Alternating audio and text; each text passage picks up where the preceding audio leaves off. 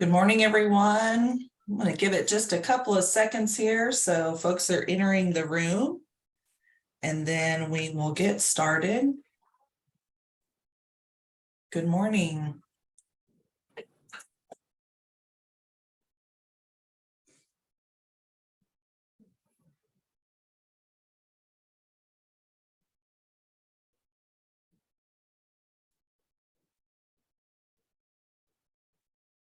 Look at us, early and everything. It's only 8:57. We're usually right at the wire.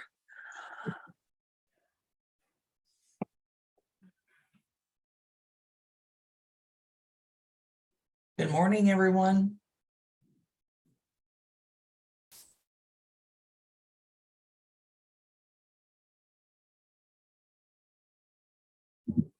Good morning.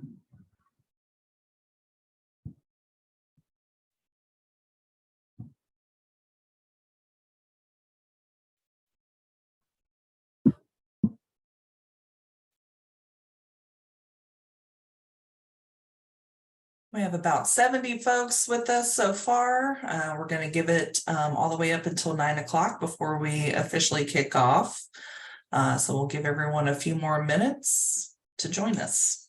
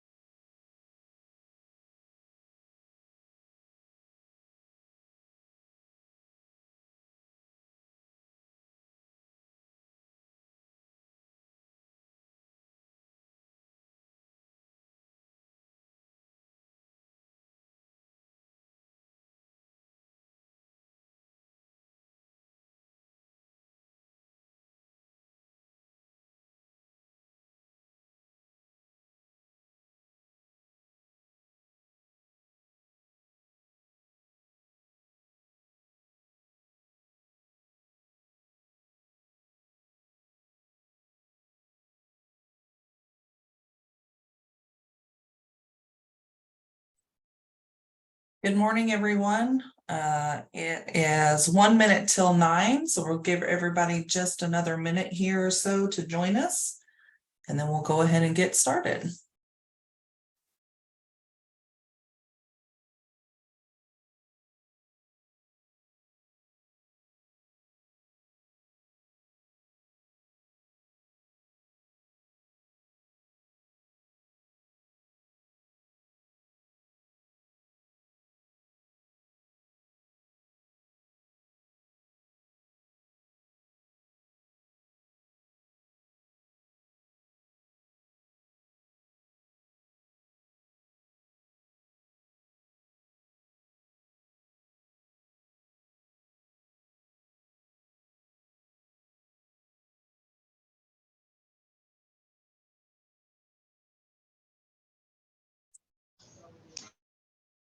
All right, well, I have 9 o'clock. I'll wait just a few more seconds. How's it looking, Krista? Do we still have folks joining? Yeah, there's still some people rolling in, slowed down Okay. a little bit, but we're supposed to have about 200 people and we're at 100. So it's just they're just gonna keep rolling in for quite a while. So I would say, go ahead and get started. All right. Well, good morning, everyone. I'm going to turn my camera on just for a second here and say hello to everybody. So good morning. Thanks so much for joining us today. This is going to be our Adult Education and Literacy Business Meeting. For those of you that may be new, my name is Mahalia Baldini. I'm the State Director here at the Texas Workforce Commission for the Adult Education and Literacy Program. And we try to do one of these every single year as we kick off a new year, a new program year for us, and a new round of funding that supports our programs at the local level. So if you're here and you're maybe here for the first time, today is going to be probably a little bit less content than we normally do. And I hate to say it, I might get you guys out of here early. I don't know. We had a little bit more content. I've went back and forth. I took some stuff out. I put some stuff in. But we've got a lot happening here in the fall. As you know, we're getting ready to release our next iteration of this grant in early fall. And so we're there's certain things we can't say, there's certain things we can say. So anyway, the content that we have for you today is really kind of focused on some longer term things and then some more immediate things for this coming program year. So much for joining us. Folks are still trickling in. I know that we'll have some individuals that continue to trickle in as we kick things off. I'm going to go over the agenda with you very quickly here, just so you have an idea of what we have planned for today. I can get this to work. There we go. So we're going to start off this morning. I'm going to turn it over to Kara here in a minute. Kara McVeigh, who's the grant manager for our department. And we're going to talk specifically about your amendment that you just signed back in June.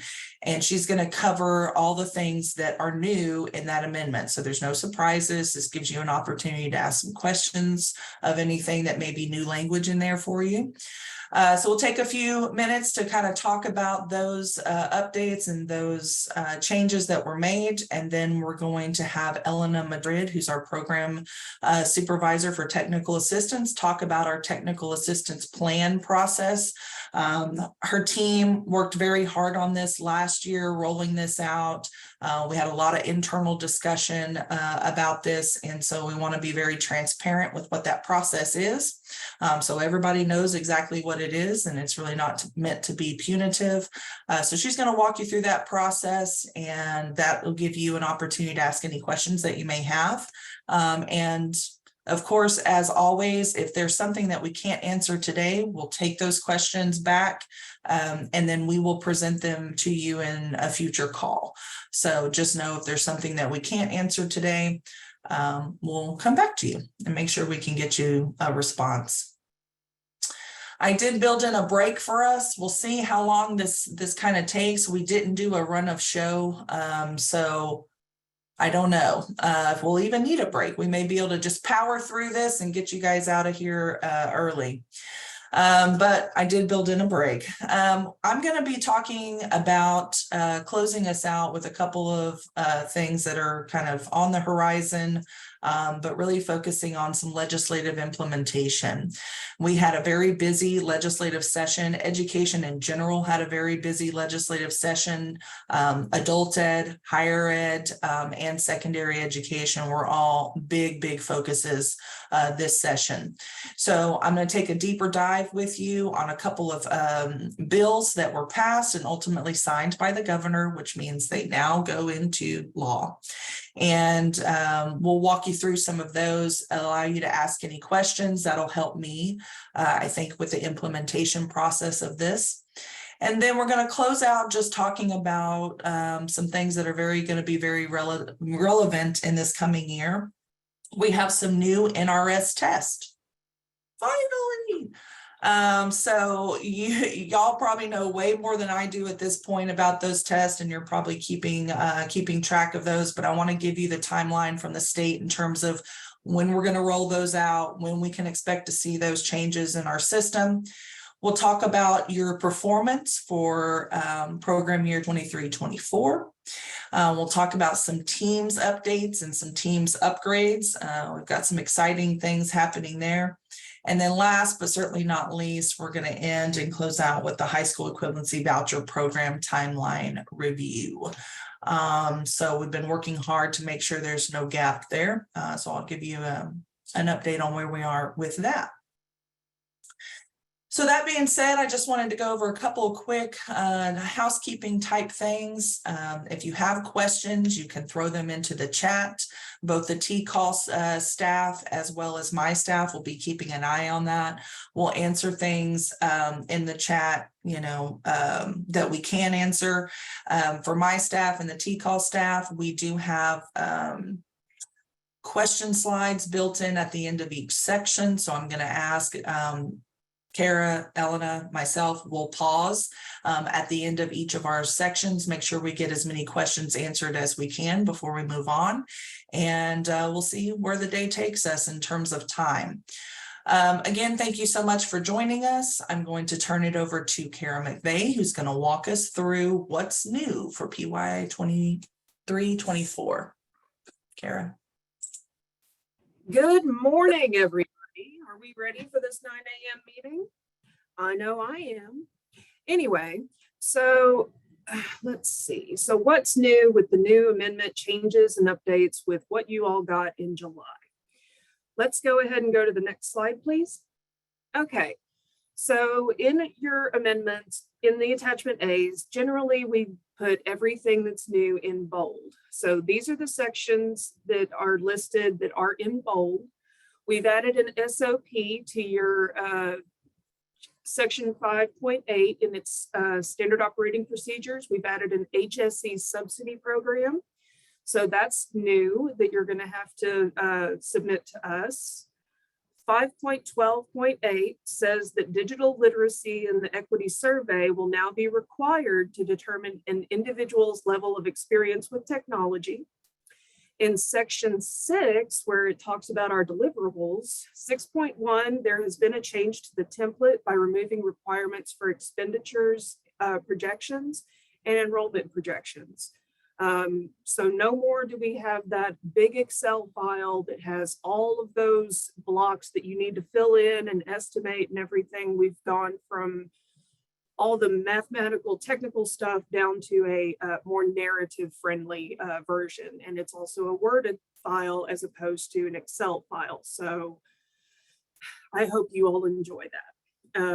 I know that the estimations was taking a lot of concern. It was a big concern for everybody because you wanted to make sure that you were all right. And there's nothing wrong with wanting to be correct. 6.5, we updated the standard operating procedures from 7 to 8. So that's to incorporate adding in the HSE subsidy program. And number 6.20, we've added the PD plans are due earlier in the program year, and they're no longer considered ad hoc reports like they have been for the past few years. This has a due date of February 15th of 2023.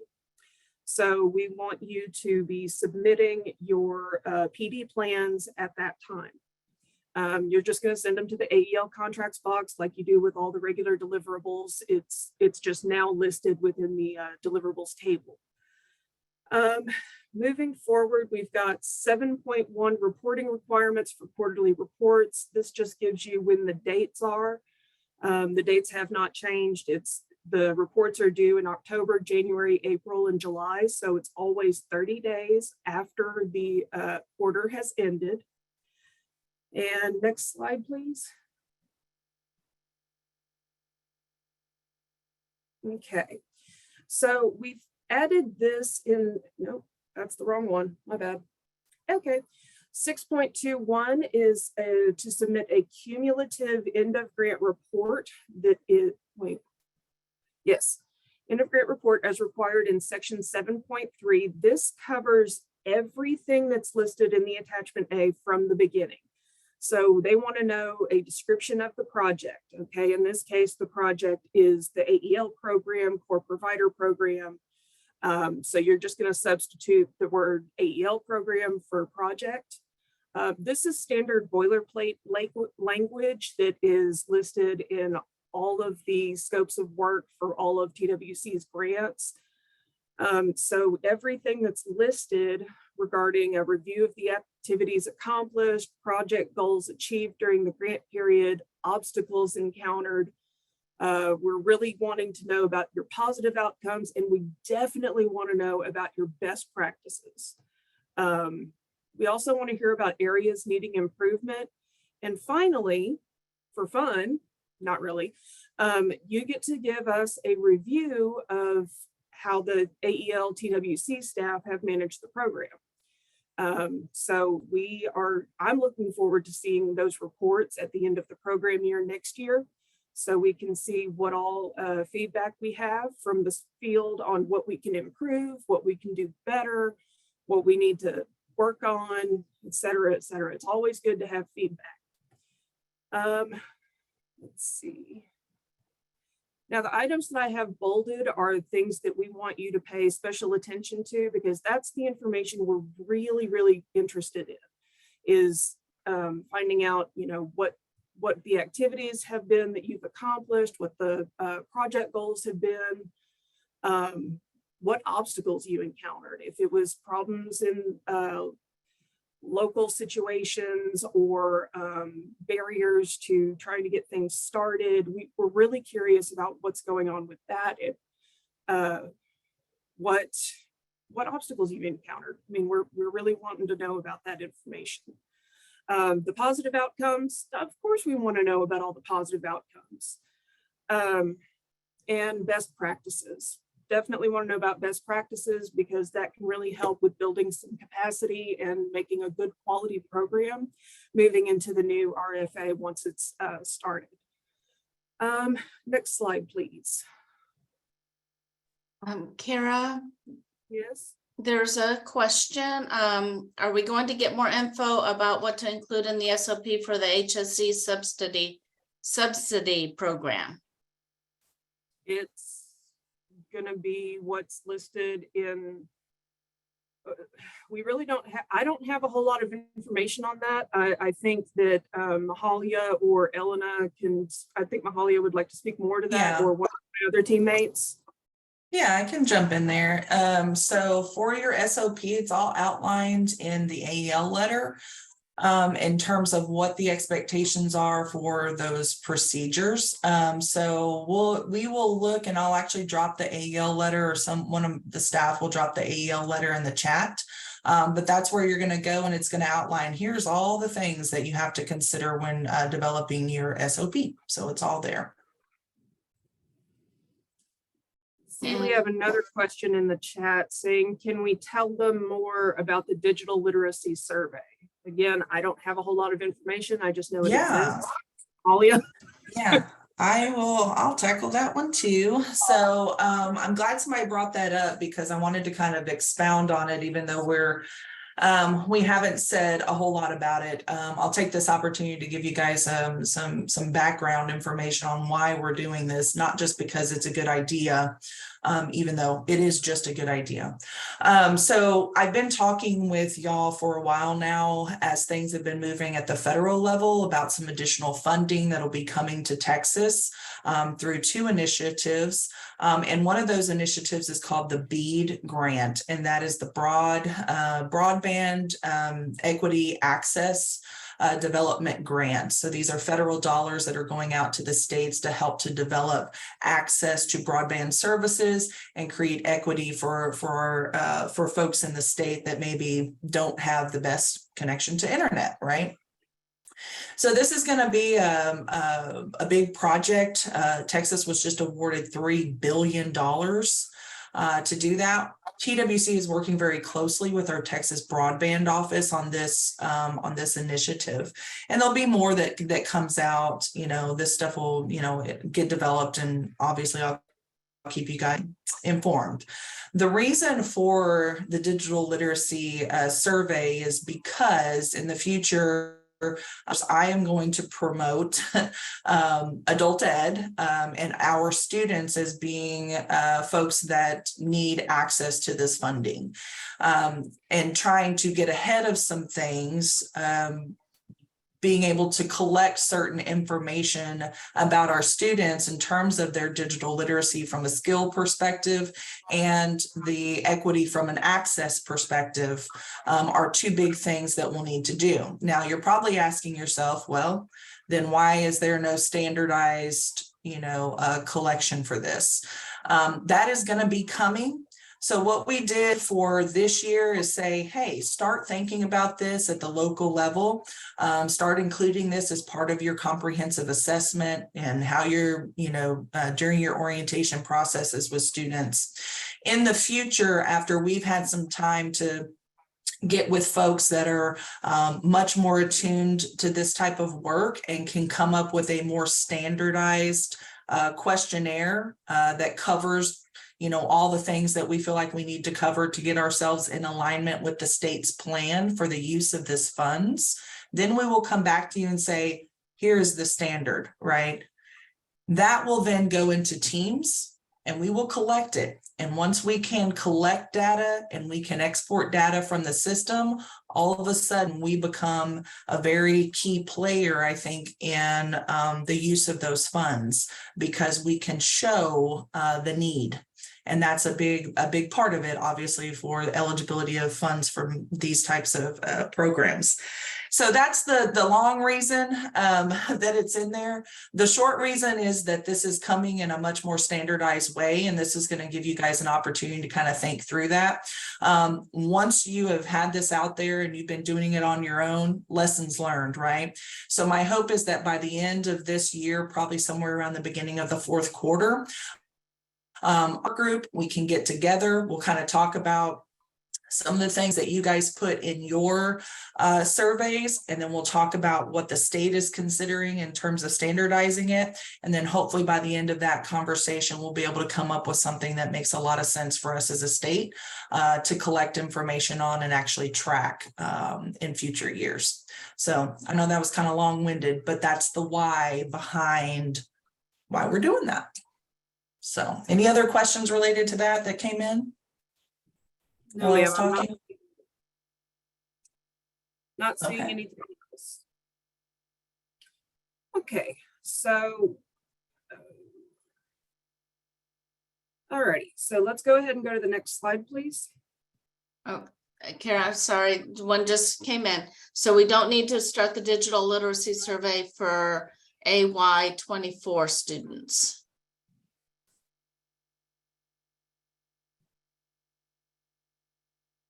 Sorry, I think I was muted. I'm not sure what AY 24 is.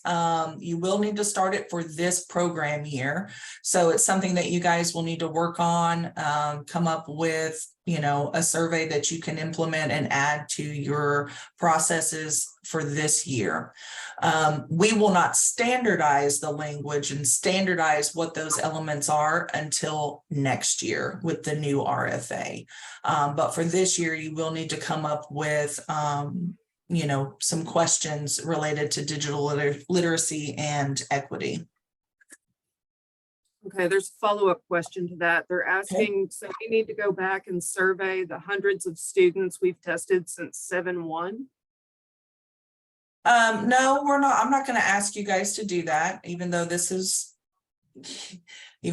in your grant amendment for starting for 7-1. We haven't really talked about it, and we haven't released any real guidance related to that. So no, I'm not going to ask you to go back and do that. This is kind of us giving you an early head start on something that will become a standardized process in the future, kind of like we did with the career services. We want to be able to give you an opportunity to do this while, before we're really requiring it in teams and as part of a standardized process. So no, I have no expectation that you will go back and have to do this for all of your students. It is not something that we are going to monitor for at a participant level for this year.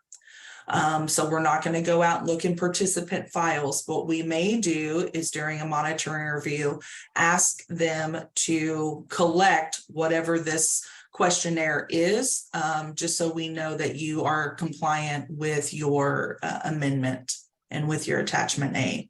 But we're not going to be putting this in as part of the monitoring review for this year at a participant level. Good question. Any other questions?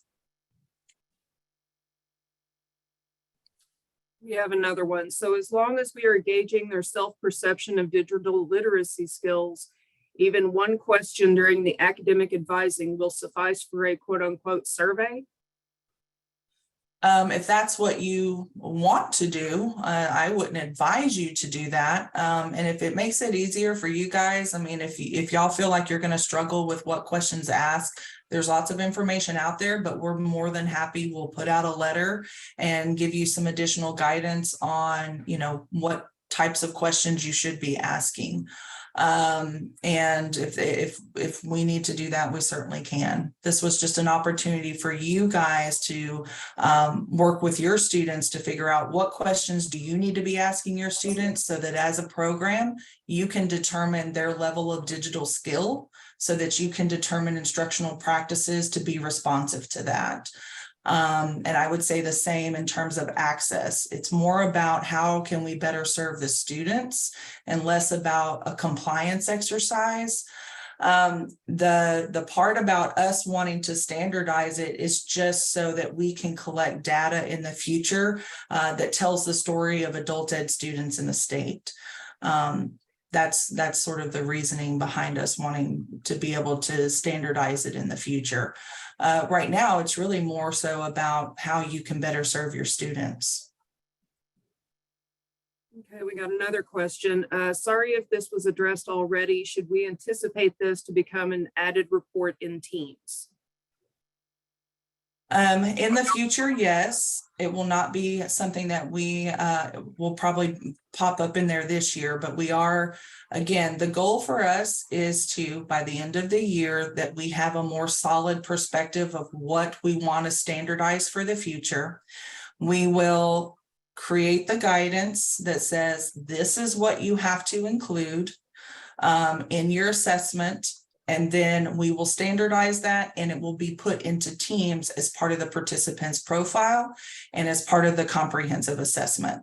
But I don't anticipate that happening in Teams until July 1 of 2024.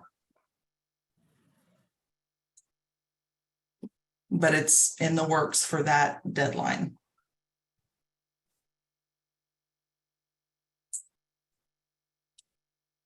Any other questions? I don't see any other questions yet. Okay, that's fine. Keep them coming, guys. That's what these meetings are for, to give you guys a voice. And it also helps us to kind of say, well, maybe we need to do more, or maybe we need to be more specific in certain areas, develop guidance, things like that. So not that I have to tell you guys not to be shy, because most of you aren't, but go ahead and ask those questions. That just, that helps us. So, okay, Kara, if there's no other questions, I think we can move on to section 8. Cool. We had this section added to the attachment A at last program year, since we were anticipating having the RFA out and published, et cetera, et cetera. But so we left it in because, we had to postpone the RFA solicitation until this year. So what this is saying is should, and this is just a hypothetical situation, if you all apply and happen to not be selected for the new RFA, this section talks about the end of grant transition between what you all have and what the new incoming grant recipient will be taking over for your area. This is just saying that just anticipation for the future. That's all this is. It's just anticipation for the future of what could be. As always, it's a 50-50 chance on the RFAs and application situation. So let's go ahead and go to section, the next slide, please. All righty. So we've been touting this for the past program year. We've had career services listed within as a supplemental category in CEDAR. Now, since I have everybody here, I'll explain what that means. Supplemental categories do not affect the overall budget. So if you sent an email saying, hey, I need to add X number of dollars to my career services budget, Well, we can do all that without having to take money from another cost category because it's in the supplemental line.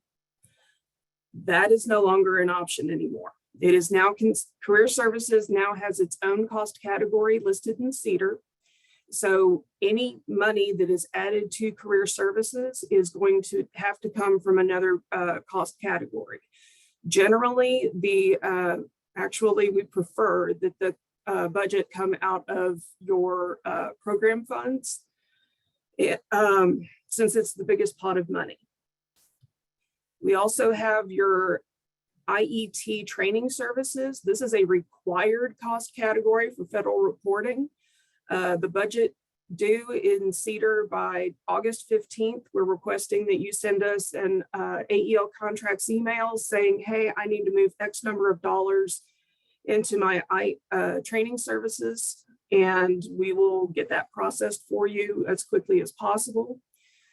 We also have another section, just like we did in program year 3 or 4, I think it was 3, for IEL CE. So that's your integrated English language and civics I can't remember the last E, but it's your IET or your EL civics cost category all over again. So you've got an admin line, a program line, a training line, and you've also got a career services line listed in CEDAR. Unfortunately, I do not have any screenshots that I can share with you to show what that looks like. This is normal at this point in the program year. I typically can't see anything in CEDAR for the new program year until August, when July reporting is due. So anytime somebody wants to send us a budget adjustment, I will, if it's for the new program year, I will also respond back like, hey, just wait until August. I can't get in there. I can't make any changes until at that time. Career services. Okay, so I've got 2 questions. One is, so now transportation is the only supplemental reporting line. Correct. Transportation services as a support service is still listed as a supplemental. So if you want to put some money in there, you just tell me or Heba or whoever at AEL contracts how much money you want to add to transportation services, and we can just add the money for you and it doesn't affect anything else. Oh, thank you, Anne. So the IELCE that I couldn't remember the last E is Integrated English Literacy and Civics Education. I will have to try to commit that to memory. There's also another question asking if there is any other information on career services versus IET training services. I will be happy to send out to the field the desk aid that we got from Octay in their memo 17-2 that we've gone over since numerous times since last year. Basically, it shows that every service that is given except for integrated education and training is considered a career service. That's orientation, that's discussing labor market information, that's testing, that it's all sorts of activities that you all currently do on a day-to-day basis. It's just taking it from being normal program stuff and they're switching it into career services. So a majority of the onboarding process or the orientation process is considered career services now. I believe we're going to be working on something in the future about career services, give a little more information on it, but I'm not sure yet. Mahalia? Yeah, and we have, so I would point you to, and if someone can from my team can find them and throw them in the chat, that would be good. We had 2 AEL letters that came out. One was AEL 0123. The other one was AEL letter 0223. Both of those are related to career services, meaning what they are, defining them, how to enter them from both the CEDAR perspective, as well as from the programmatic perspective. So if you're wondering about allowable cost that will need to go into those categories in CEDAR, I highly recommend 0123.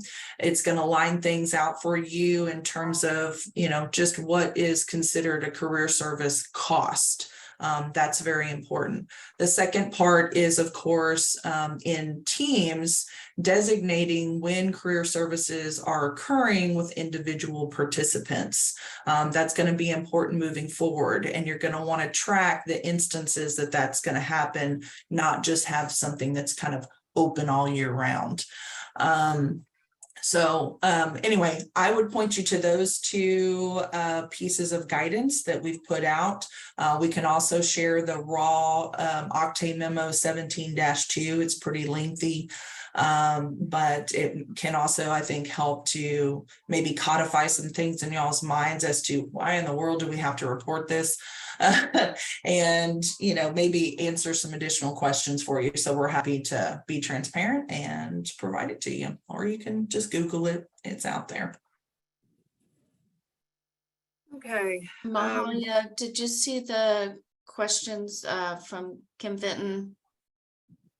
I have not. Let Okay. me move this over. Yeah. It's IELCE is all ELC funds or just the IET funds? Or is it regular ELC services and IET ELC goes into the IET training category? Wow. So I believe in CEDAR, what you're going to see is you're going to see the IELCE as a separate cost category. And underneath that, you're going to have the same setup as you do as your, what we're now calling combined. So you will have your combined AEL funds, which will include your federal AFLA funds, TANF, and your state GR funds. And then under that category, I believe you're going to see an administrative cost, a program cost, a training services cost. And for that specific combined AEL, you're also going to have your corrections education and career services. Then under your IELCE as its own category, you will have a breakout for program admin, program, IET, and career services. So it'll be broken out and be very separate in CEDAR. I hope that answers Kim's question. I think it does. The best way to think about this is your IELCE funds. Those are your AFLA 243 funds. They're all specific to your IET EL Civics program, programmatic funds. They're just, it's the difference between AFLA 231 and AFLA 243. That's all we've done. We've just broken out the 243 funds from being in combined over into its separate section all over again. So don't overthink it. We've done this before. It's all good. It's once you see it in CEDAR, or once you start seeing it, it's going to be a lot easier to process. I promise.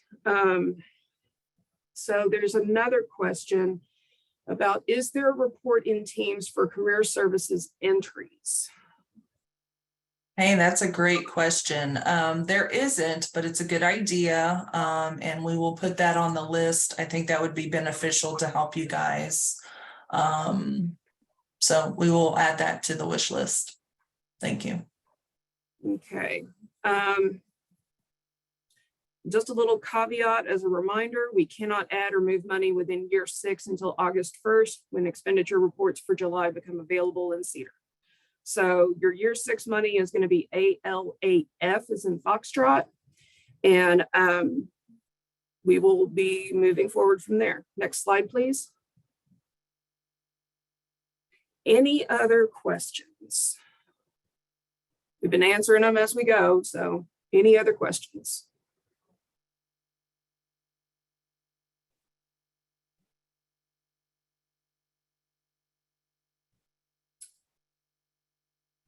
I'm not seeing any. So if there are any other questions, I will do my best to answer them in the chat. But I'm going to turn it back over to Mahalia. Thank you, everybody.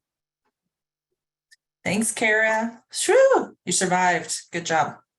All right, good questions. You guys always have good questions, so keep them coming. I'm sure you're going to have some more as we move into the second part of our meeting here, which is Elena Madrid talking about our adverse action process.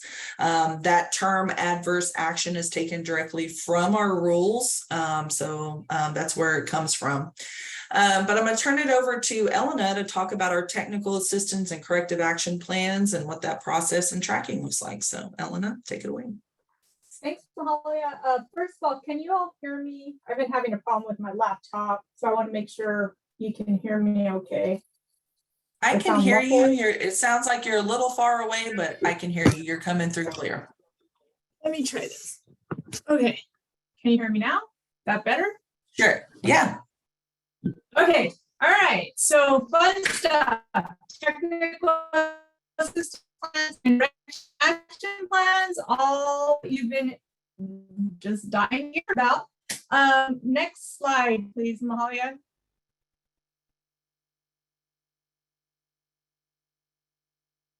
Okay, so most of you are familiar with TAPs and CAPs, but for those of you who are not, I just want to simplify it enough so that you have a general understanding of the expectation for these things. A technical assistance plan is non-punitive. So what does that mean? That means you're not going to be held accountable for, having to pay anything back. It's not really going to impact you when you're wanting to apply for other grants or other funding. What it really meant to do is help you to get back on track.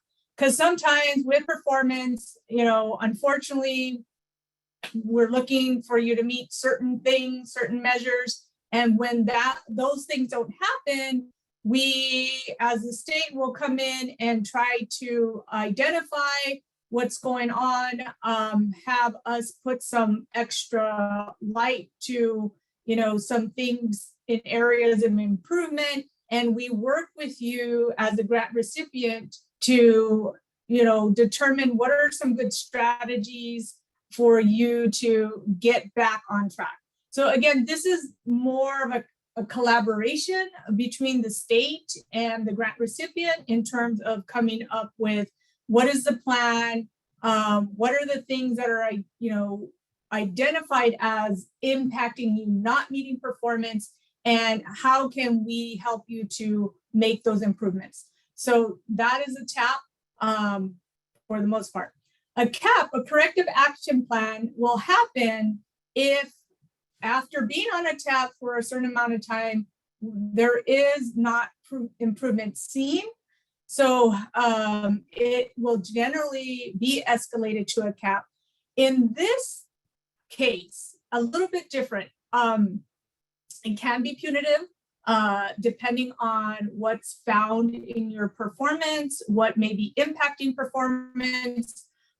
Also, it affects you when you would like to apply for other streams of funding. So for the RFA, you would have to make mention of being on a CAP.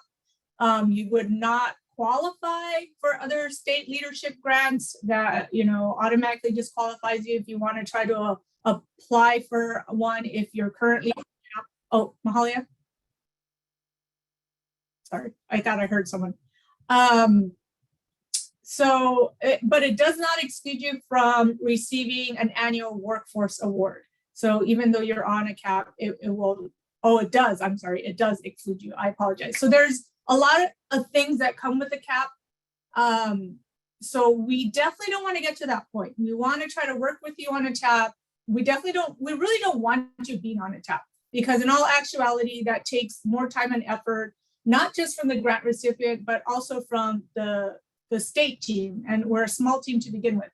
So we try very, very hard to keep you aware of what your progress is with the monthly report cards. We provide the I-through reports to you. You have access to Teams, you have access to Tableau. So you're constantly aware of where you're at with your performance. And, we try very, very hard to help you not get to that point. But if you do, we are there to work with you to figure out, okay, how do we get you on track? Next slide, please.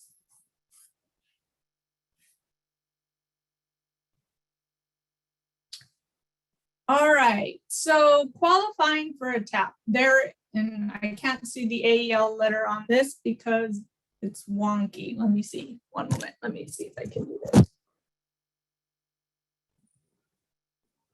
Okay.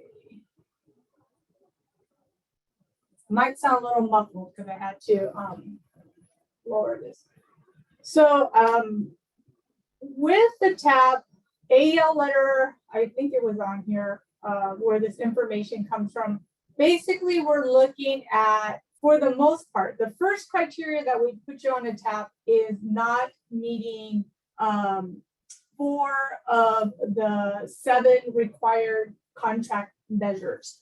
Now, we changed that this past year. So some of you may have gotten on a TAP this past year in 22-23, not meeting 3 out of 4 measures. We remove the credential attainment and also the employment attainment. Those exit measures, we took them out because we took into consideration COVID impacting those things and when those things actually get reported. So what we were looking at was your total enrollment, your IET and intensive enrollment, and MSGs. So if you weren't making 3 of those 4, you would be eligible for a TAP. But you could also become eligible for a TAP for other reasons. So we've had situations where there's data integrity issues, there's situations with spending. If it's a situation where there's a lot of attention being brought to that situation, good chance that you'll end up on the TAP. So just remember that it's not just the first thing that could get you on top, not meeting those measures, but also if there's a specific area that you're really struggling with. So those things could qualify for your TAP. So I just mentioned that last year was 3 out of 4. We may be going back to the 5 out of 7, which would include the employment and also credential attainment this year, just because of the changes now that we've gone quite a distance away from the whole COVID situation, and employment and credentials should be picking up. Next slide.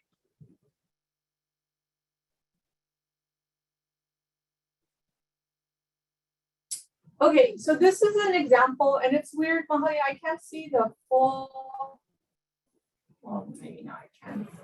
Okay, so, all right, we blocked that out. So the way that this is tracked is every month, our contract specialists, once we get the data and the vetted data from I3, they'll go ahead and take that information and put it onto this little Excel spreadsheet, and we can see month to month who's not meeting performance. We can see, okay, how many measures have you not met? So again, if you're going those 4 months consecutively and not meeting 3 out of 4, at least last year, you would be eligible for a TAP. So every month we look at this, and you can also be doing this for yourself. You should be keeping track of, are we meeting all the measures every month?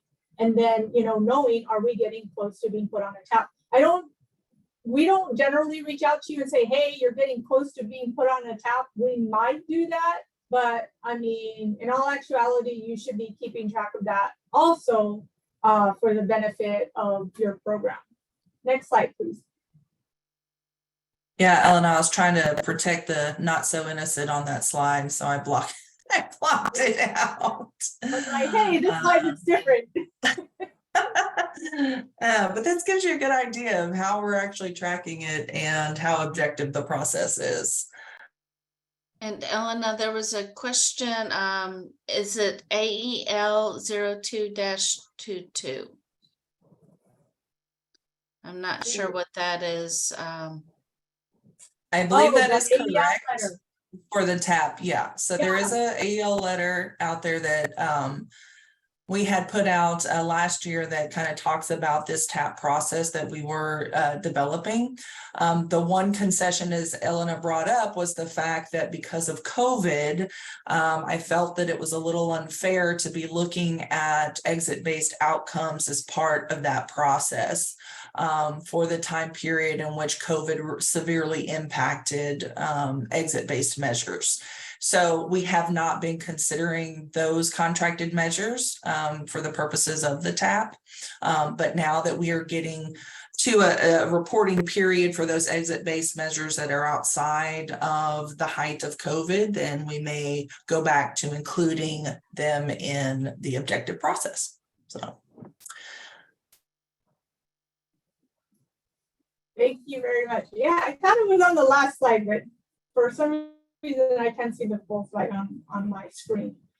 So this is the TAP flow process, part of it. I really had to condense it for the purpose of this audience. I took out all the background noise in terms of, oh, we need to get this signature, it needs to go to, you know, our higher level leadership, took all that information out. So I'll just try to go through this really quickly. So going from what you saw in the spreadsheet previously, we'll identify who's eligible for TAP. We'll put those recommendations out to leadership, and then they'll approve that. And then we take the information on why a program has become eligible, and we create benchmarks. So the benchmarks are basically addressing the areas that you're deficient in. And then once we've created the benchmarks, the opportunity will be given to the grant recipient to come up with the strategy. So the state will come up with a benchmark, the grant recipient will come up with the strategies, and then the strategies will be reviewed by the program specialist, just to let you know, because sometimes, in all honesty, what we get back can be very vague. It may not even really be aligned with what you're trying to accomplish. We're looking for, you know, very specific information, like what is the timeline you're looking at accomplishing these strategies, you know, more specific detail. We want some, you know, hard information, not just like, oh yeah, we plan on, you know, just doing this in general. So we'll look at the strategies and then we'll send them back for, you know, just review on the program side to make sure that we're on the same page, we're understanding each other, why, you know, we're asking for clarification or more specifics.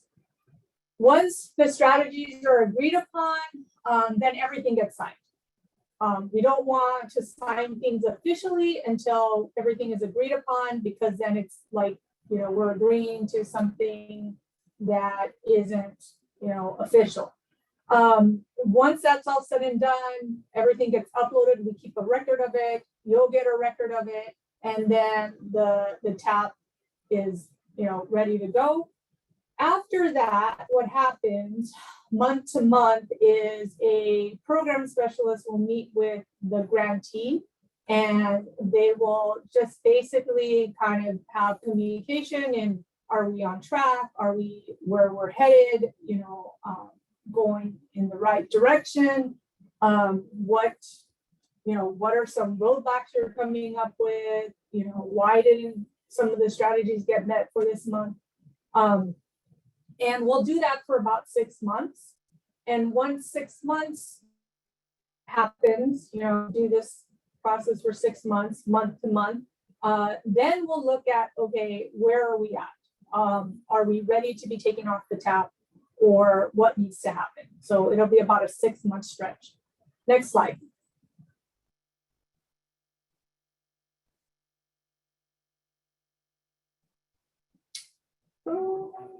Did we check off that other slide that I had about when, if, so your options, and I had a slide for that, but it's not there. Your options basically, once you get to that 6-month period, is 1, to be removed from the TAP, 2, continue the TAP, or have it escalated to a cap. So that will happen after the TAP process. So what you see here, and that was everything related to the TAP or CAP. Does anybody have any questions on that information before I get into this content? I don't see any questions in the chat, Elena, related to that. Good, that means everybody understood everything I was saying. So this, what you see here, this was sent out in the weekly email. Generally, we have a new director training at least once a year at the beginning of the year. This year, we want to do it a little bit differently. We want to invite any key staff, key grant staff. So that would be your career navigator, your quality assurance, your director. Anybody that's new to these positions, first and foremost, we are inviting to attend to this information or to this training. So what will happen is we'll be utilizing the AEL fundamentals that are in the PD portal, and we will be going over one topic every month. We'll have an information session, so I highly recommend, if you're even curious and want to get more detail, to attend it on August 1st. It's about an hour. I'll explain how this will work, give you a schedule of the AEL fundamentals to be reviewed, what's going to happen in the review session, and then some additional materials for anybody new to AEL that would benefit from. So for example, we have a desk aid, it's like a welcome to AEL, and everything that you have to do to become onboarded in AEL, including, you know, getting access to Teams, potentially getting access to Cedar, PD portal, all those little boxes that we need to be checking when we're starting new to AEL. Now, if you're interested in just getting a refresher, please go to the portal now for registration. There should not be a limit to who can attend. So if you have any staff that you think, yes, we really should have them attend because they never really got an onboarding and orientation, not that we didn't want to provide one, you know, sometimes we're just really busy and it's hard to mentor and stay with someone, you know, continually when they first get started. So we want to help you out with that information, get them, you know, at least familiar with some things related to AEL that's going to benefit your team in the long run. And then at the Fall Institute, we do have a new director convening. So this is only for new directors. First and foremost, I know a couple of you like to sneak into these new director trainings, even though you've been with us for a couple of years. And I'm not going to turn you away, but definitely if you have a new director, please send them to the Fall Institute. And we'll have a session from 8:30 to 11:30. In this session, we're not going to go over any of that stuff we did in these previous sessions. We're going to focus on contract related things, monitoring, deliverables, a couple of a little bit harder, you know, weedier things that most new staff really don't need to be familiar with, mainly the directors. So that will be the new key staff training. Any questions on that? I am not seeing anything in the chat. Okay, I think that was my last slide.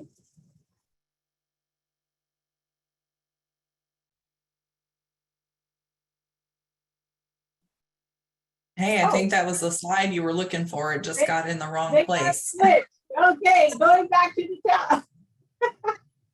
So just know this, the benchmarks for the TAP, we've changed things because in the past it was meeting a hard target. It was like, okay, you need to meet your IET target, blah, blah, blah, blah, or your basic enrollment.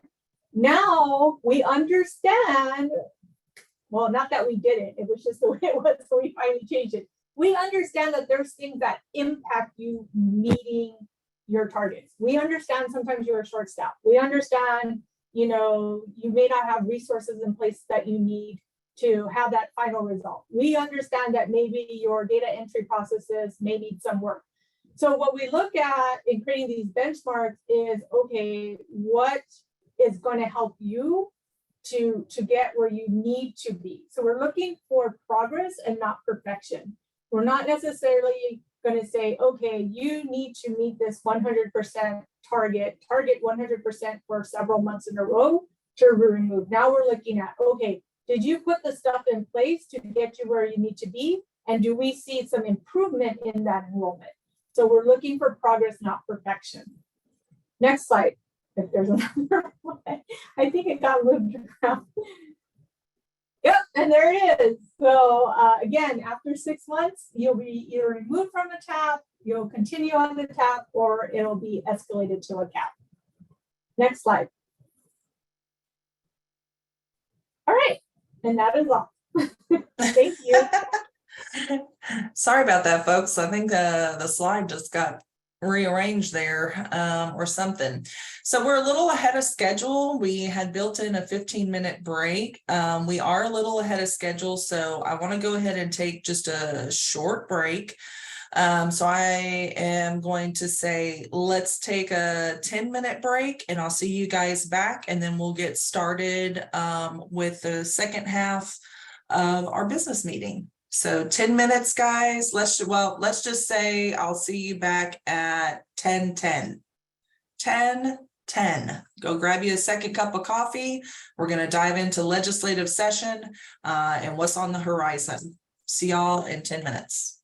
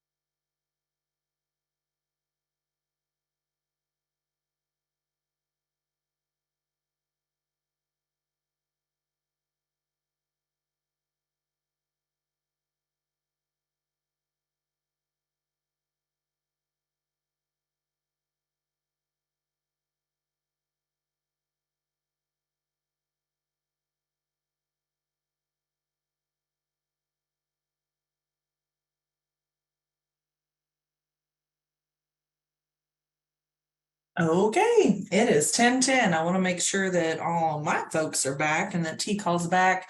Krista, are you out there? Or T call folks out there? I am here, yes. It's so weird doing a break virtually. I don't know why. It's just like, it just Yeah. feels kind of weird. You come back and you just don't know who is out there still. Yes.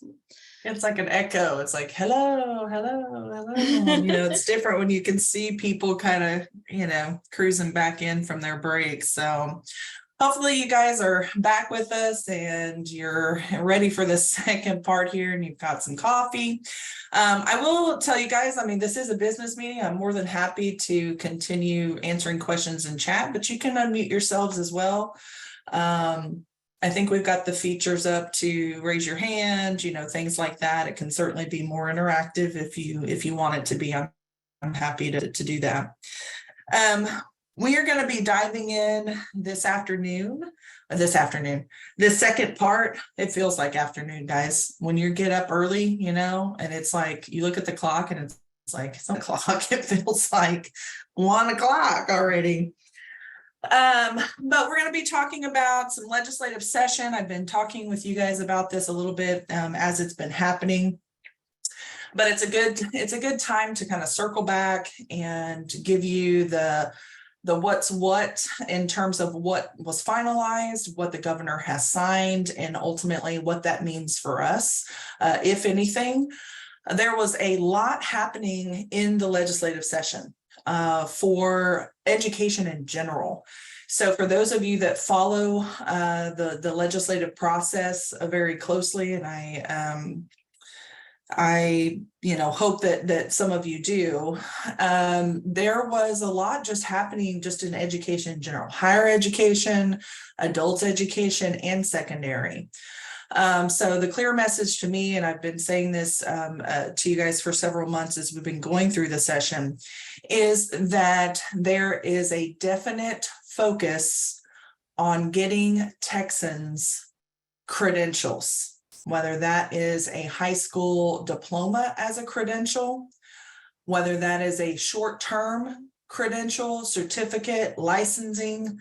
But there was a definite focus on a fast-paced track and really working on the career pathways for credentials, which is good. That's what we kind of swim in that world, many of us. So let's kind of talk about some of the key things. Now, before we get into the actual sort of meat of these different bills, I wanted to give everybody a chance to follow along. So I just real quickly, here's a tutorial for those of you that want to pull this up on a second screen if you have one. Step one, if you want to search for a bill, you're going to go to the Texas Legislature Online.com. I refer to this and will continue to refer to this as TLO. When you get to the Texas Legislature Online, it should look a little bit like this. This is the home page. Under the search legislation feature, you're going to make sure to select 88 regular session 2023. That's where the bills kind of reside that I'm going to be talking about. You're going to want to select the bill number radial button there. And then you can type in these various, House Bill 1602, Senate Bill 2139 into that search feature, and it'll pull it up for you. Okay. So once you have entered the bill that we're going to be talking about, I'm going to ask you to kind of look at a couple of things. One is the text versions of the bill. It'll allow you to see all the different versions of the bill as it moves through the process. And then there is a final header, which is called the bill stages. It's not really a header, tab, I guess. It's called the bill stages that you can look at on each bill that was brought forward in the Texas legislature to see if it passed. and to see where it is. We are past the point of veto right now. So even though we had a second session, we're past the point of veto for all the bills that came through the regular session. So if we had something out there that was pending, it should either be signed by the governor at this point. If it doesn't get signed, that means it didn't move forward. So again, under the text tab, this is what's going to allow us to look at all the versions of the different bills. So you get to see how it kind of morphed and evolved. Some of these are very lengthy. There were several versions. They can make edits to this on the floor. I mean, that's, you know, it can just get crazy. But what we're always going to be looking at to really see what was the final outcome for any bill was the very last one called the enrolled version. And that's the one that we'll be looking at for today's purposes. Okay. So if you guys want to follow along with me, you're more than welcome to pull these up on your own. I'm going to try to do some screen sharing as well. Okay. The first one is probably the one that is most clearly directed at our services in particular and sort of the world that we all live in terms of this grant. And that is House Bill 1602. It has been signed by the governor, and it's relating to the performance criteria for the award of adult education and literacy funds. What this bill, and I'm going to try to pull it up here. Again, I'm just going through and looking at this from the, can y'all see this, Krista, before I move on? Can you see that I'm sharing the TLO page? Yes, ma'am. We've got it. Okay, good. Good deal. So for House Bill 1602, there were several versions. The final version that got approved and has been signed by the governor reads like this. I'm going to give you guys just a few minutes to read it.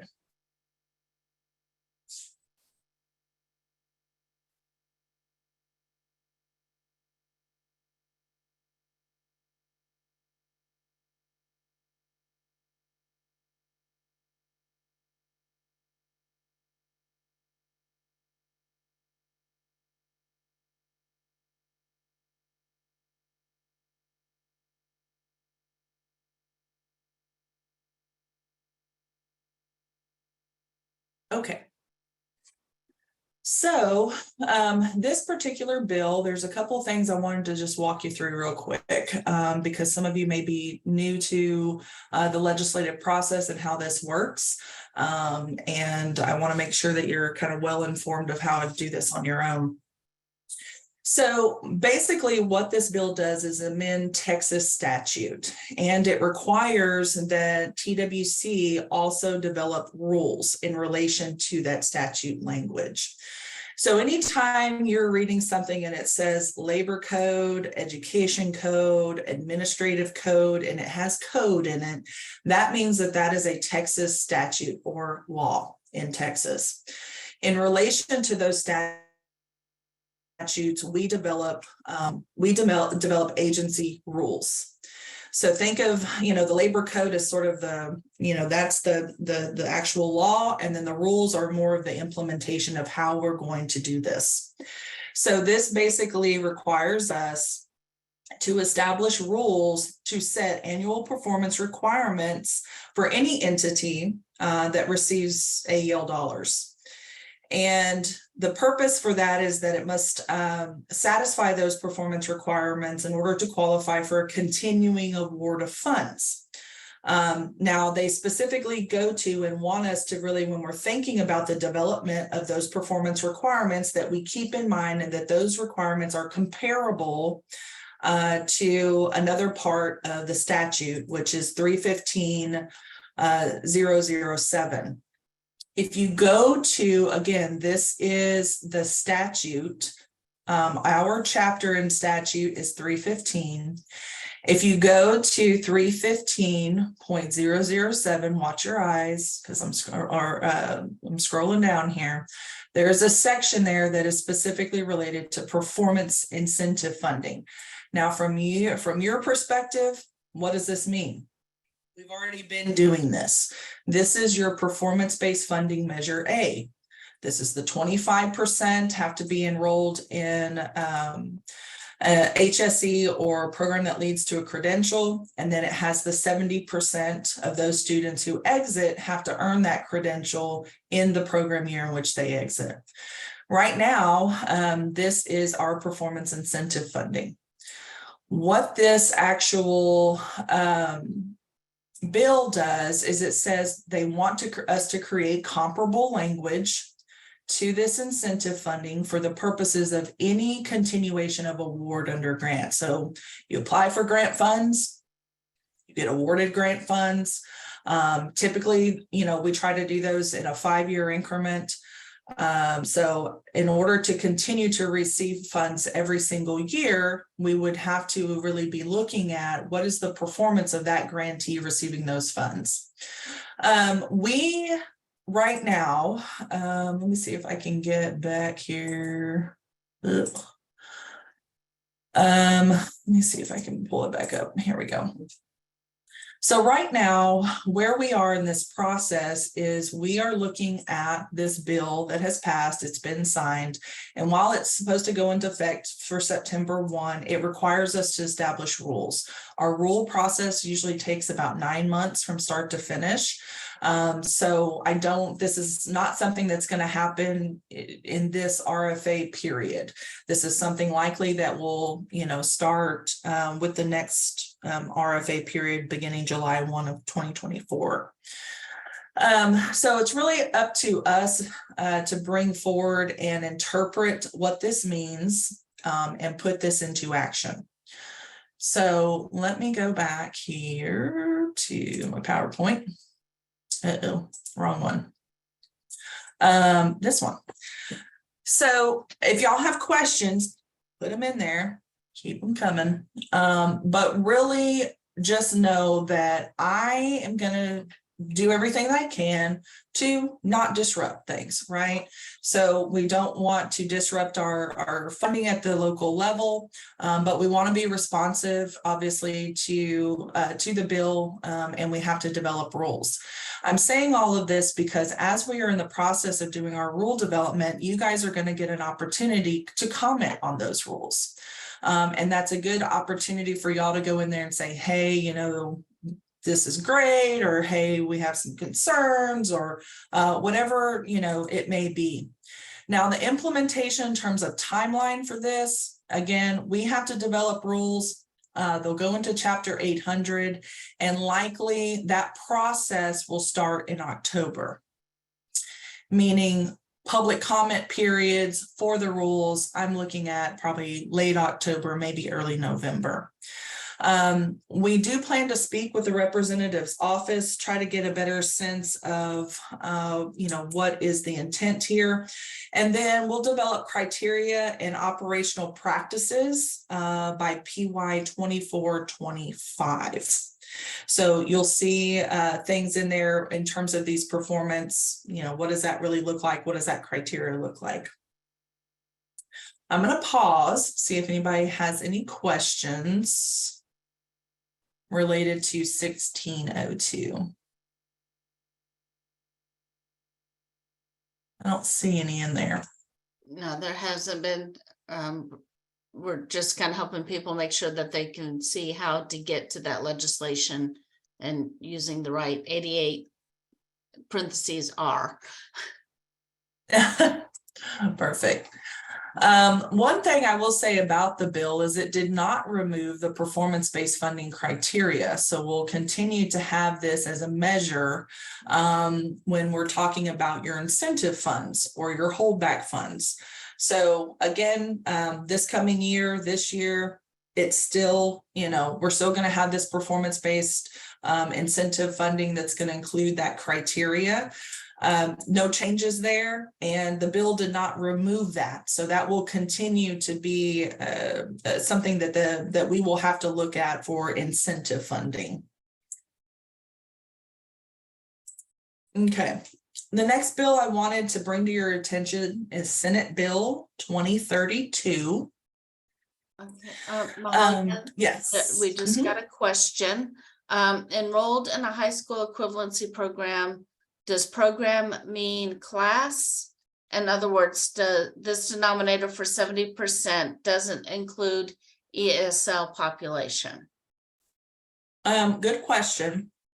So right now, the way that we are looking at this is we're looking at folks who are enrolled and considered a 9th grade equivalent. When this first came out, we were like, how do we do this? So as a state, about a little more than 50% of all the students in our state lack a high school diploma. And therefore, when we say they are enrolled in classes, we kind of, we broadly say, well, then they're enrolled in a high school equivalency course, right? If you don't have one when you come here, you're enrolled in one. It's not always apples to apples, though. You guys know this. We have folks that are ELLs that are just in the TABE. We're testing them with TABE, but they're really high level and high fluency ITPs. The data isn't always reflective, I guess is what I'm saying. So when they're really talking about this 25%, what they're saying is that of all the money that we have in a certain area and all the services that are happening in that area, at least 25% of the students that they are working with have to be on a track to earn a high school equivalency diploma, right? Or a post-secondary credential. So this would also be your IET students would fall into that as well. Now, the performance incentive funding is pretty specific, and it calls out, it defines the post-secondary credential as basically an ATB, ability to benefit specifically. We broadened that a little bit because so we could be inclusive of our IET folks and it not be necessarily a co-enrollment option, but it is leading to a credential of value. So we also include those folks. That's where the 25% comes from. The 70% is the more difficult one. I don't think there's anyone, I'd have to go back and look because we've been tracking it, but I don't think there's any program that doesn't meet, that 25% threshold. It's the 70% that makes it difficult, and you have to meet both. The 70%, as you guys know, we have retention issues. We have students that come in, they leave, they come back, they come out, we have some exit students that are exiting and come back multiple times before they actually earn their credentials. The 70% is a little more difficult because of the program year designation.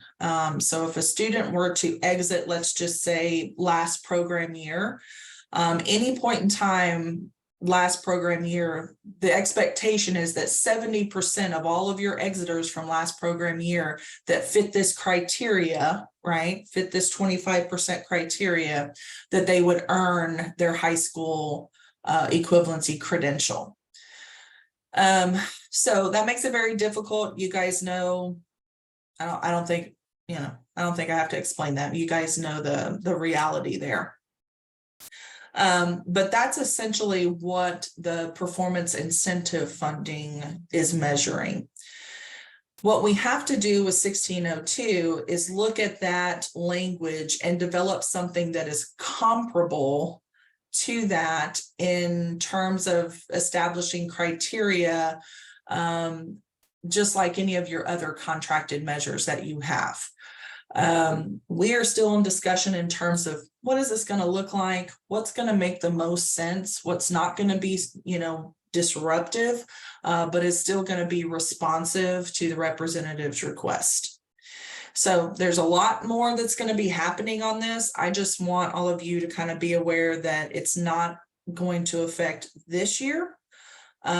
Because we have to develop the rules, and that just takes time, but you will have an opportunity to be responsive to the rules, and then I hope that you will, because it'll give you some good insight, hopefully, to how this will look from an operational perspective. Other questions? Yes. So there's 3 more questions. First one is, enrolled also includes a participant that has passed at least one GED/HiSET test, right? That's correct, because we are using the credential methodology, Mary Jo. So you're correct. If they take and pass at least one GED or high school equivalency test, then they would be considered in that denominator for that 25%. That's the way we're measuring the performance-based funding right now. Okay, and to continue with Mary Jo, and then I'll jump back up to Susan's. So for the HB 1602 rule, the 25% participants include HSC and IET students. PBFA will only be for HSC. Right now, it'll be both, Mary Jo, because that's how it's written. So if we stick with, and that's something we can consider when we're thinking about comparable, because it doesn't say verbatim or it doesn't say exactly. So we can be looking at, well, comparable, are we really going to solely focus on our HSC students, or do we want to include our IET students into that as well? I think that we will have some flexibility to come up with something in terms of interpreting that language. Yeah. And then going back to Susan's, do you think this will incent programs to screen out and not serve low-level students, such as pre-readers? And then a follow-up to that was, or limit funding to organizations that serve very low-level students? Right. My response would be, I hope not. And my probably first goal in all of this is to make sure that we can stabilize funding to whatever extent possible at the local level. I have been doing this long enough to know, and your organizations, and I think you would agree, that if we start down a road where your organizations don't feel secure in the amount of funds they're going to be receiving every year, to where it's very drastic from year to year, that really destabilizes the funding. It destabilizes programs at the local level. And I don't think that is the intent. Okay, so, and I don't think it's the intent to screen out or get in a situation where we're creaming these students that are just right there, right? The bottom line is we certainly probably could. We got 3 million people in Texas that don't have a high school diploma, and we could, certainly just say, well, we're going to serve the top 10% with our funds. But I don't think that is the intent, to kind of screen out.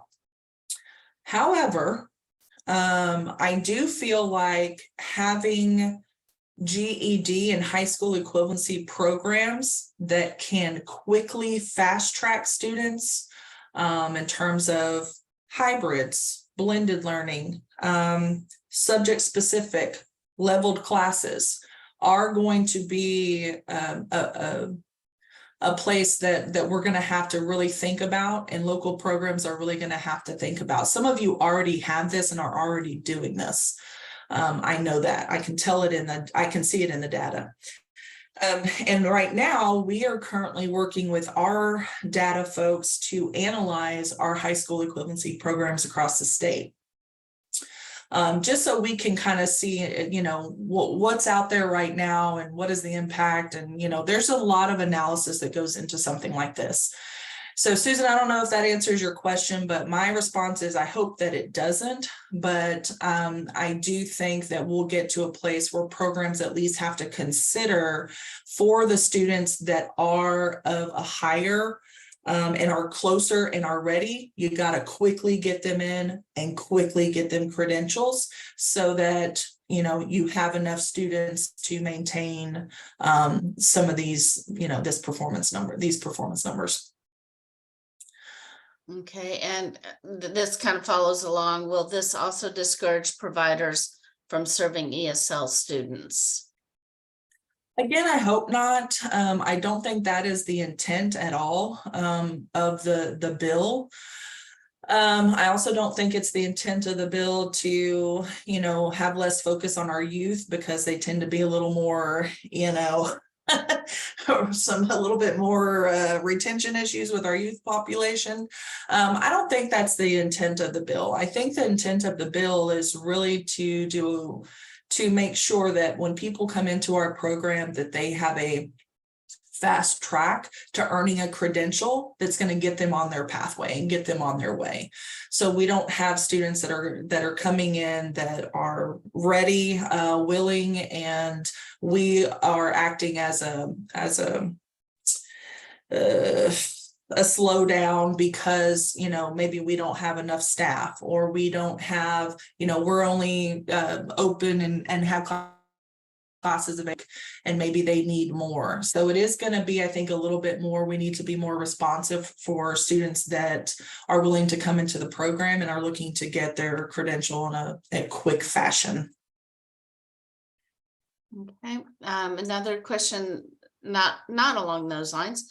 For the 70% exiters enrolled in post-secondary, what is the timeline for them to earn the credential? Before the program year or by the program of study? Program year, that's the tough part, because what if they exit in May or June for that matter? So that's part of the language, at least in the performance incentive funding right now. Again, we have no language and rule for this, you know, 1602. So these are all really good questions. Keep them coming. They keep my brain working on how, you know, we can come up with something comparable but not crippling in that way. So Tara, you're correct. So the 70% is program year. They have to earn the credential before the end of the program year in which they exited. That is what the performance-based funding currently states. Okay, another question. Are you analyzing at provider level or grant recipient level for the HSC data? Right now, we're doing the grant recipient level. However, this was something that I think we brought up with the analytics team maybe a couple of weeks ago, and I think we will get down to the provider level data as well. And I actually have something, it's not quite ready, but I'm hoping it will be here in the next couple of weeks that we'll be able to share with you guys. It's a new HSE report that we've been working with our I3 on developing. And it's meant to be a little bit of a kind of predictive modeling, but it's also just meant to look at different types of high school equivalency programming that we have. So again, you're going to hear me use this term fast track GED or fast track HSE. Wait for everyone else to join us. I think they have about. So we will hopefully be able to share that with you. We've been working on some cool tools and things like that. The provider level is a good one, Mary Jo. It's one of the things we brought up and said, well, we need to be able to split some things out. So that's going to make it probably a little time, we need more time basically to develop that. So it may be that we put this one out initially and then we'll have to come back and we can put out a more detailed provider one in the future. Okay. And one more question. So if a person comes in Q3, they have to credential by end of program year. Q3. If they exit, yeah, if they exit. Now, if they don't exit, and they're still participating with you, this is also, guys, if you think about this in that terms, it only really impacts those that have exited the program. So this is not just about developing high school, fast track high school equivalency programs, credential programs. It's also about retention. So you have to look at your local management practices. If you have long gaps over the summer where you're not engaging your students and those students are falling into denominators just because of something that's happening locally, you might want to look at that. Because this really impacts your exiters. So if you're keeping them engaged and you're keeping them in the program, that's another, strategy. Okay, got more questions rolling in. Could we consider some types of incentives offered for GED completions? Workforce Solutions uses this approach for milestones towards completions. Yeah, I'll look into that. We had looked at, so on the Title I side and the board side of the house, they use something, and for our board folks that are out there that are familiar can put some information in chat, but they call it non-monetary incentives. So in certain workforce programs, if persons achieve certain milestones in their educational journey, like they're enrolled in a health class and they get their CPE certification or something like that, they can set up to have these sort of non-monetary incentive awards. What does that really look like? It can be cards, right? Go to the movies. Here's a gas card. Here's, something like that. But yeah, I can look into that and see if there's an option. Obviously, if there's something that is allowable that we can do that you guys feel like might help, be a carrot instead of a stick, I am all for that approach. So I will look into that. Okay, and one more question, and this is from Deb Hargrove. So when T-Call hotline gets calls about starting a high school GED program, or if they want to start a charter school for adult ed, should we continue to send them to TWC, AEL, or somewhere else because it's charter? You can continue to send them to us. And that is actually, I don't know if we have any other sections, but it's a good segue into the next Senate bill that I want to talk about. So yeah, Deb, you can continue to send them to us. Okay, so y'all keep thinking about 1602, and I'll keep you posted as we continue to work on how we're going to operationalize that, and of course keep you updated on any of the rule timelines for that. Right now I've just been swamped with some other stuff, but I'm going to have to very quickly turn the corner and start working on rule development. Okay, Senate Bill 2032. This is relating to adult high school charter school programs. And the kind of nuts and bolts of this are that a couple of legislative sessions ago, you guys are probably familiar that the state implemented this adult high school charter program. They piloted it with Goodwill Excel Center, I think, for the first year or the first session. They came back the next session, which was the 87th, and I believe they started to open it up to other types of entities that could apply for this, and could apply to be an adult high school charter program. And then this legislative session, they really kind of kicked the door open even further and opened it up to community colleges as well. So this would be something that you would, as a community college or other eligible entity, you would apply through TEA to become an adult high school charter school. I don't know why I can't say that. I just can't. And you would get foundational school funding for those adults that are coming through that program, and you would be able to essentially award them a recognized diploma from the state of Texas. The reason why I feel like this is important for you guys, because, well, we have a lot of community college folks in the room. And so it's important, I think, since you're already operating an adult program, it's not a stretch to say, hey, maybe you want to be a part of this. It's a great way to think about blending some funds, and being able to, really expand all of the programs that we've been doing in adult ed into a charter school opportunity. So I just wanted you guys to be aware. The next one is kind of similar. It's related to the establishment of the Opportunity High School Diploma Program. This one is a little bit more specific to our community college system in that it provides authority to the coordinating board to essentially approve community colleges that want to apply for this to be an Opportunity High School Diploma Program. So a community college applies to the coordinating board. The coordinating board has to establish rules related to this.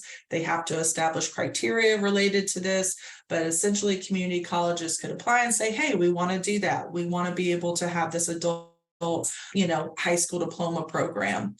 And through that process, the community college can develop competency-based exams, which get approved by the coordinating board in relation to and in partnership with TEA, but that the community colleges would be an entity that can actually award a high school diploma through this process. So that's big. That's not happened here in Texas. Only TEA specifically accredited and in statute programs in the past have been able to actually award a high school diploma. What you'll notice if you really go back the last couple of legislative sessions is that Texas has been trying to create more opportunity for folks to earn diplomas because it's the foundation for everything else.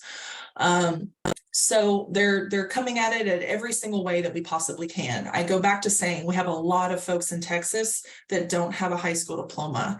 The pandemic has exacerbated that issue, right?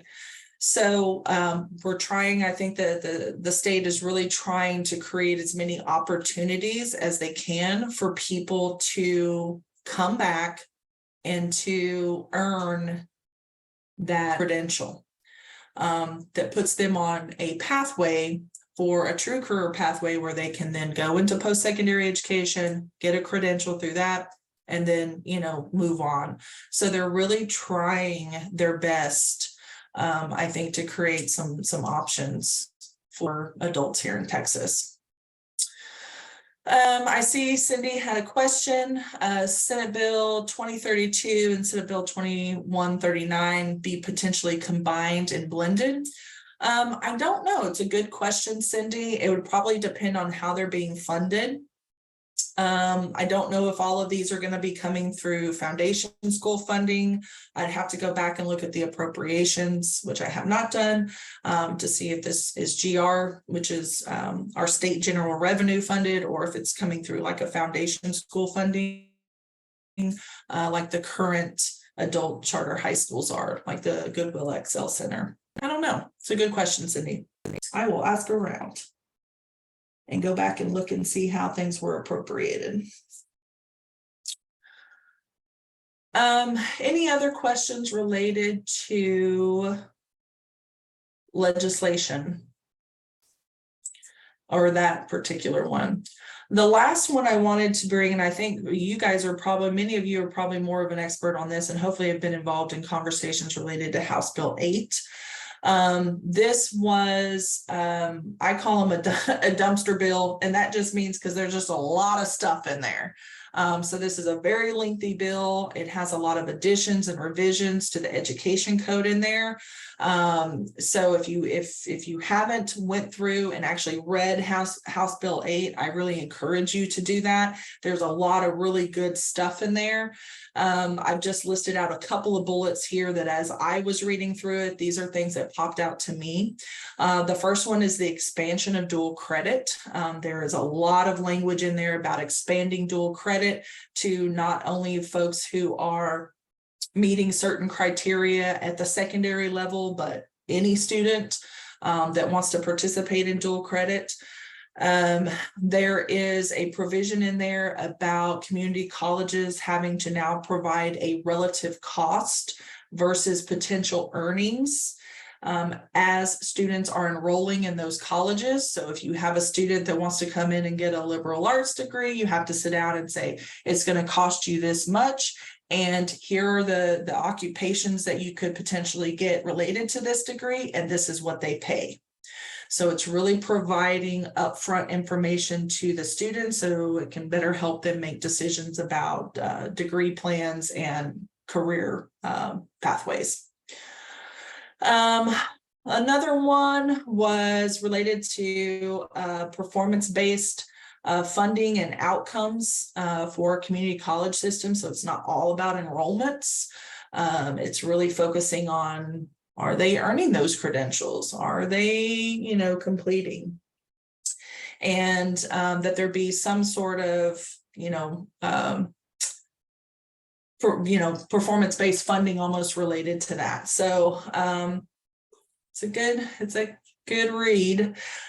The last one that I saw in there really focuses on skill attainment. So more options to earn certificates, credentials, and degrees from everyone. So if you, the good thing, here's the thing about us folks, is that you guys, 2 years ago when we sat down, we were highly focused on enrollments for a long time.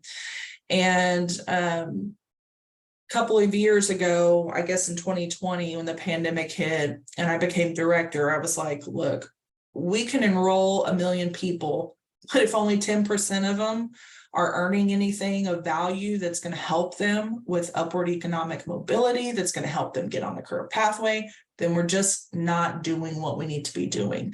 And I think the college model is also really looking at, well, but what is happening with the people that are getting enrolled? Are they getting credentials? Are they better off than they were when they came here?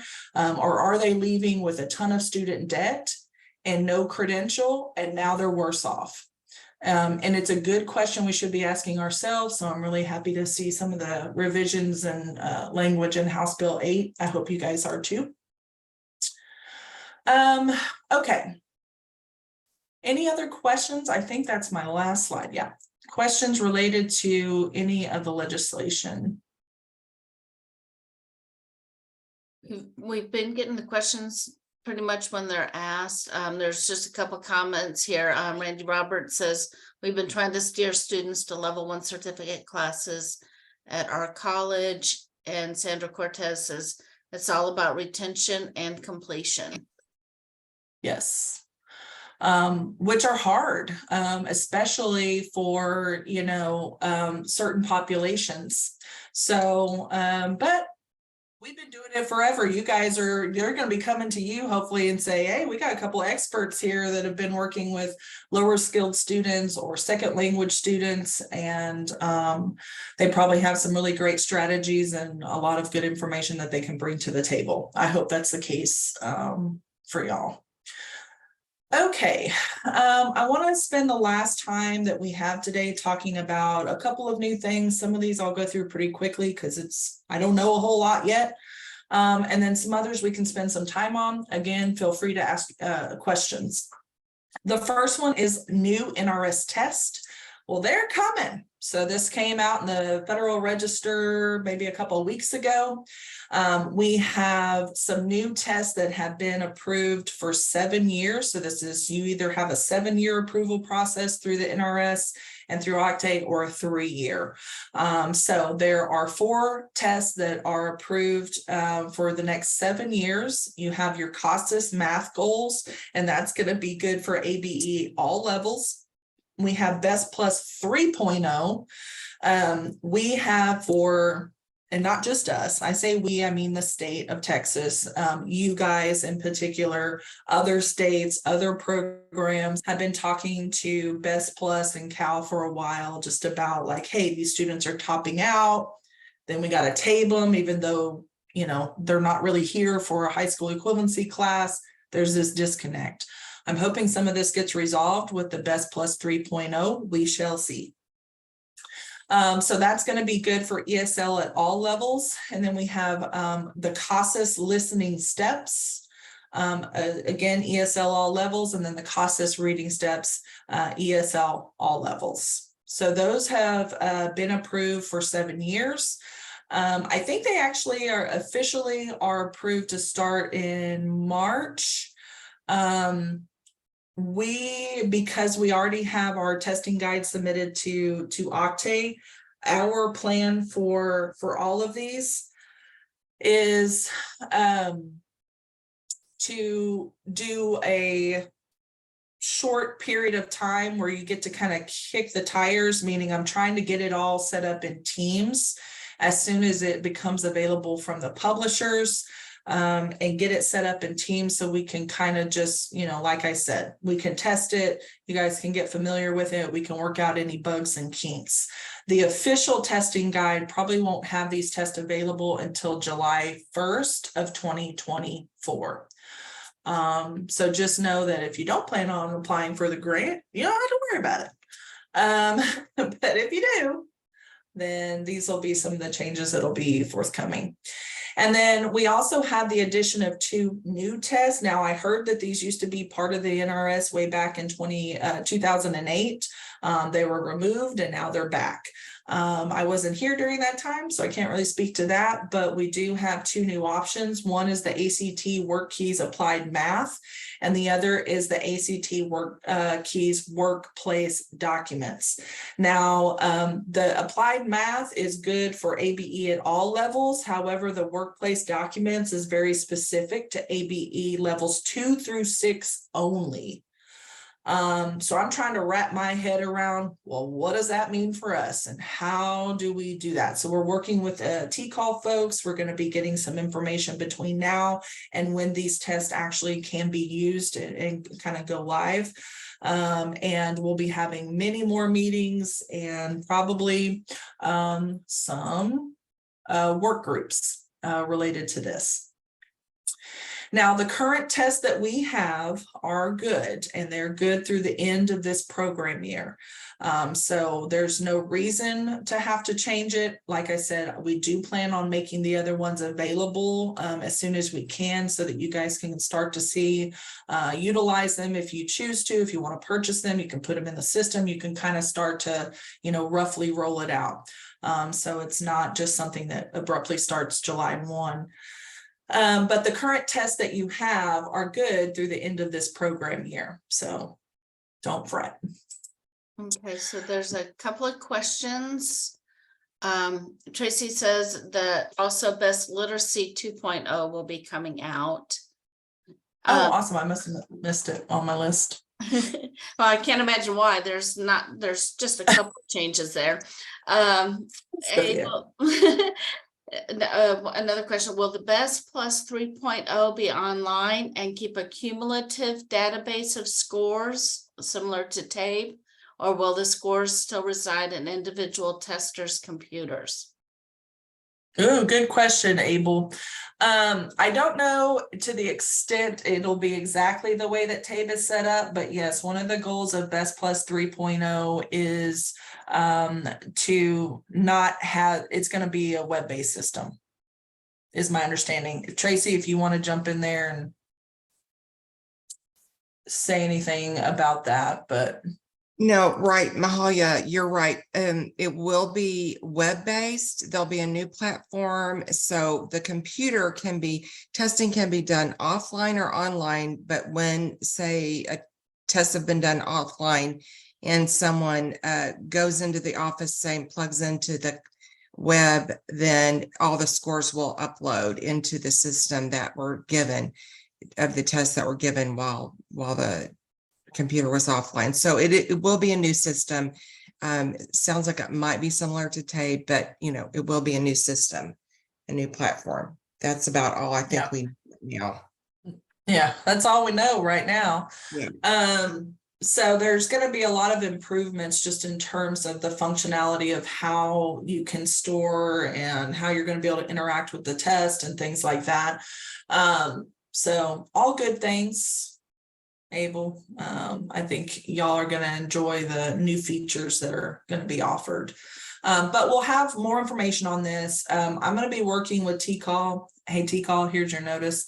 I'll be working with TCall to try to get a work group together so that we can, continue once we get to a point where we're feeling a little more comfortable with just the way this is going to look.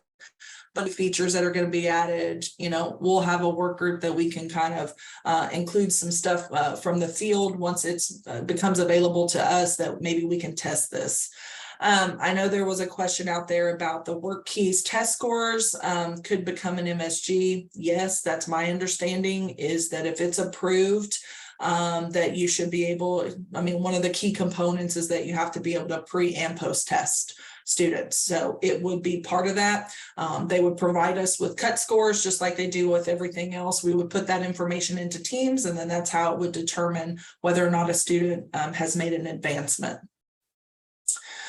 TABE is still going to be an option. Yes. And I'll go back and look. I can't remember the current TABE, I think is approved through 2020. 5, a 6. But Ashley, yes, TABE will still be an option.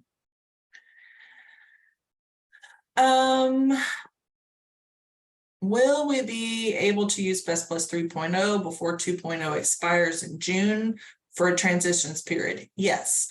Again, our goal is to have the 3.0 available to you in like March or April so that, you know, you guys can go in and kind of, you know, play around with it, you can work with it, and then officially in the testing guide, it will become eligible for in the guide actually for July 1. So you'll get an opportunity to be able to work with the product and see how it works before, you know, you go out and buy a bunch of stuff and want to transition everyone. We'd like to give you that, you know, that period, that transition period.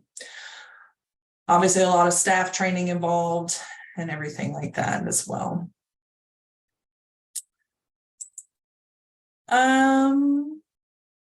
Any questions related to NRS? I think I got them, but y'all let me know if something pops up. Okay, I want to talk a little bit about the performance for this year.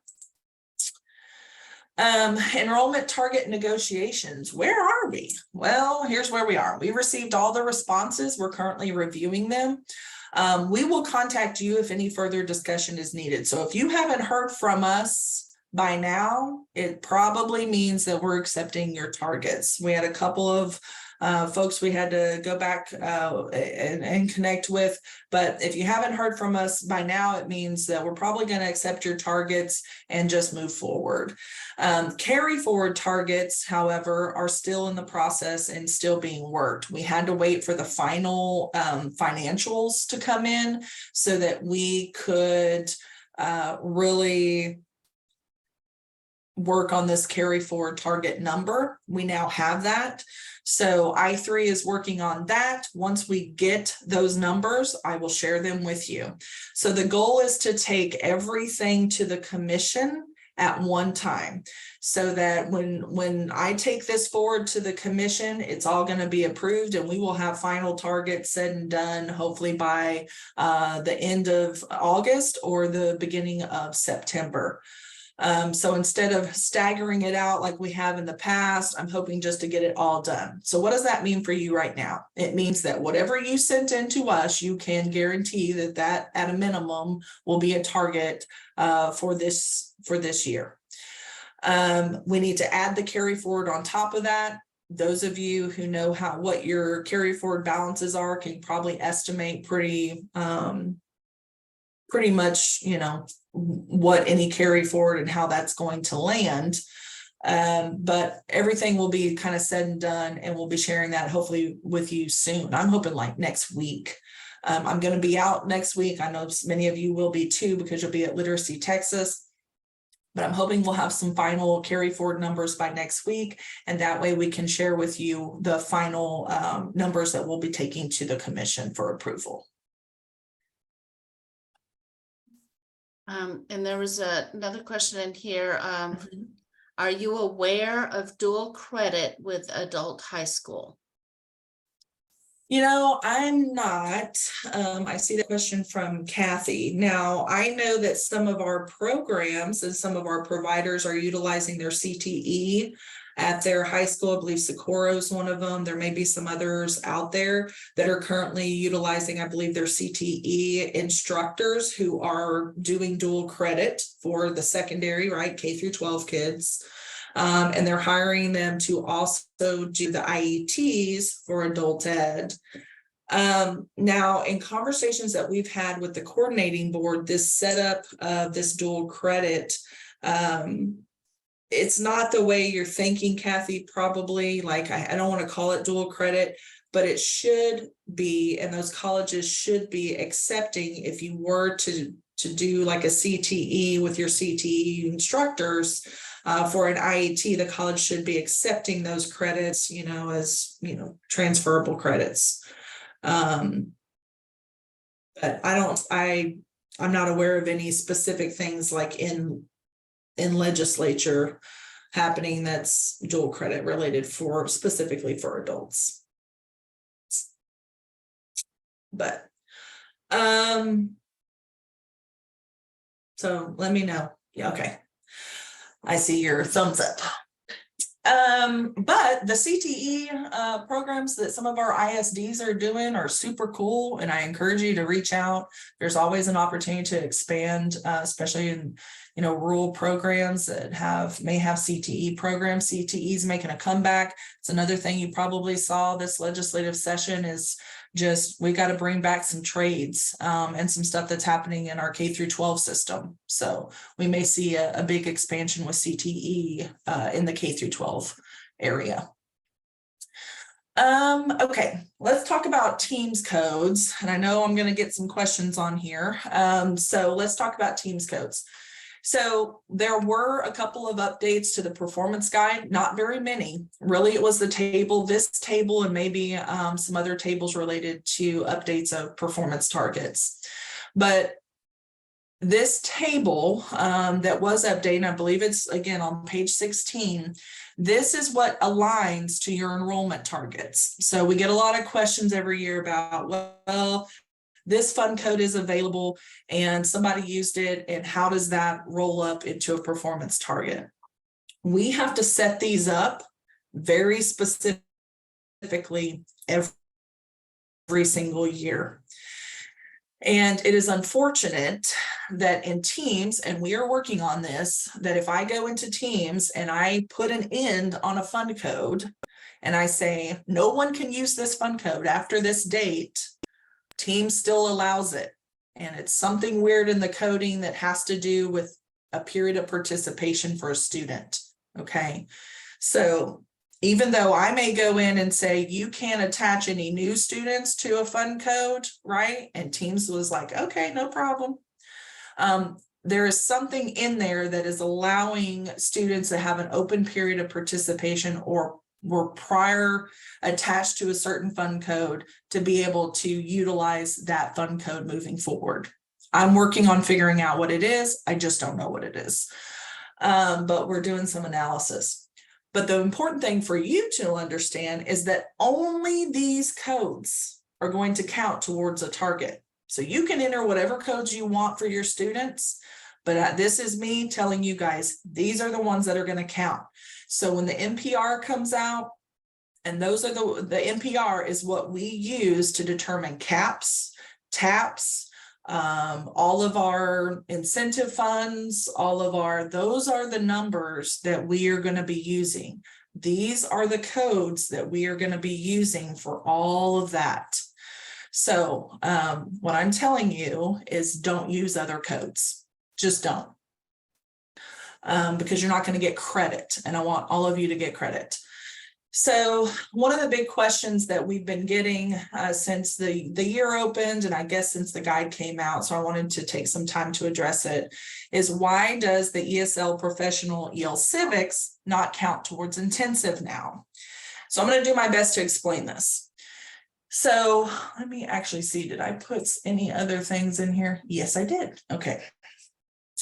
So I'm going to try my best to explain this. So prior to us doing combined funding, okay, prior to us combining all the funds together, we never counted ESL for professionals that was being funded with EL Civics funding towards the intensive target.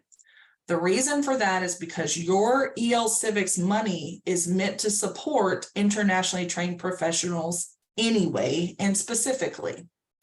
That funding is in statute, in regs, in our state guidance, specifically designed already to support that population.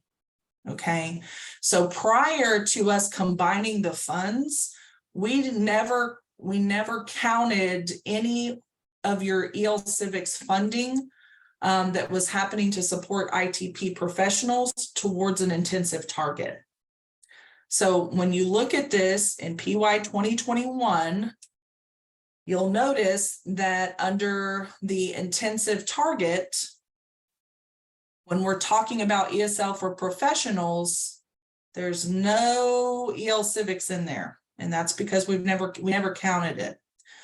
What happened was when we started combining the funds, then there's no way to split the baby anymore, right? There's no way to say that you're spending, that funding, or that your funding is EL Civics funding specifically, because we just combined it all.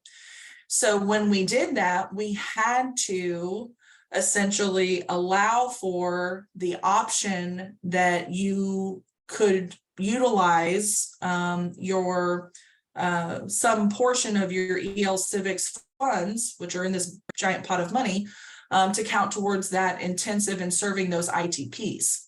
And because EL Civics is really designed for that purpose and to specifically outreach that population, we had to make sure there was a fund code and there was a way for us to say, yeah, we're still doing the work.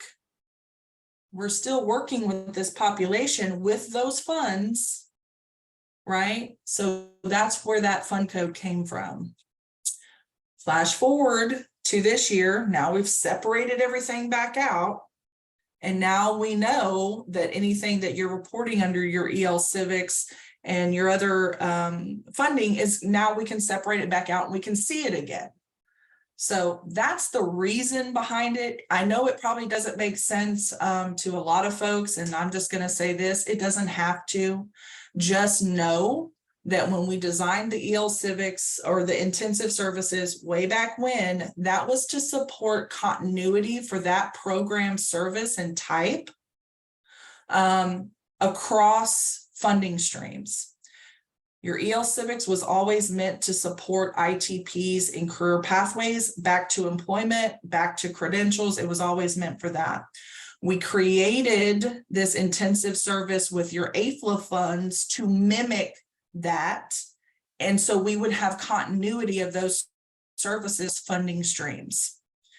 So just know that there's method behind the madness. But what I want to be very clear with you guys on is that these are the codes that are going to count.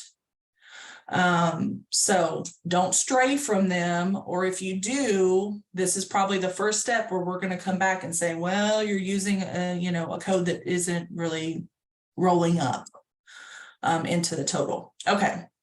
So I'm going to stop. I see that Todd, I think, had a question. Let me see if I can get over to it. You want me to read it to you, or? I can read it. Okay. Thank you. You're Okay, it welcome. says, no problem.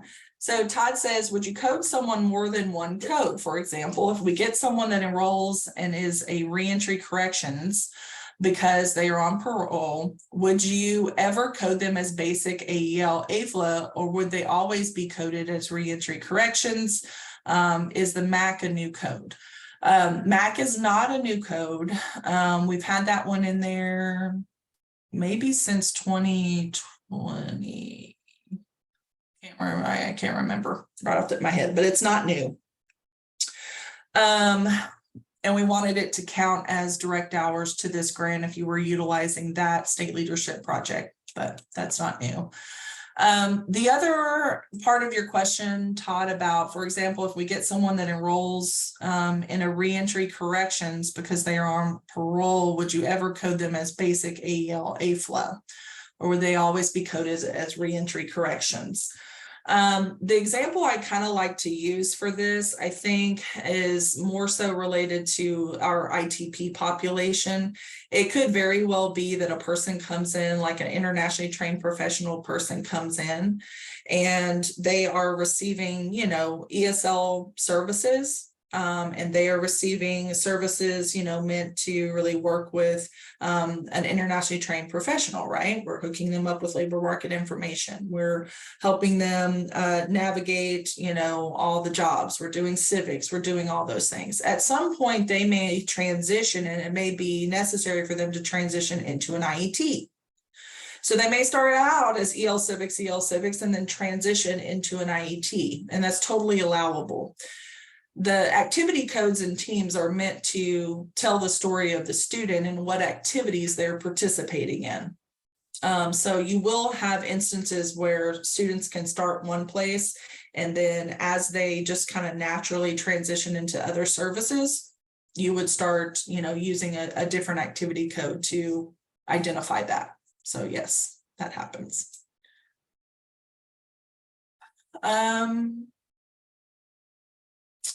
So is there no regular ESL fund code option? Oscar, do you want to, oh wait, there's one for Mary Jo too, sorry. Does this mean that EL Civics code is only for ESL classes that are paid with 243 funds? Yes. Good question, Mary Jo. So now that we have re-separated the funding, guys, you have to really separate it in your minds. Because you should only be coding students EL Civics if you're paying for that class with your EL Civics 243 course. Okay, so right now you should be looking at what is your budget for 243, and you should be deciding, you know, which is why we go through this target, and deciding how many students you can enroll in the year for that specific funds. And you've got to start kind of separating those out in your minds. Now, some of you will have blended classes and you'll have to go back to cost allocating. You can also do that, or you can keep them totally separate. That is a local decision. But you do have to understand how you're utilizing those 243 funds when it comes to your expenditures, whether that's staffing, whatever it may be. You've got to start separating it back out. So there is no regular ESL fund code option. So regular ESL is just a basic. So if you are paying for a class and you're setting things up and you're paying that instructor with 231 money, and your combined federal TANF state GR, and that's how you're funding that person, then it's just regular services, basic AFLA.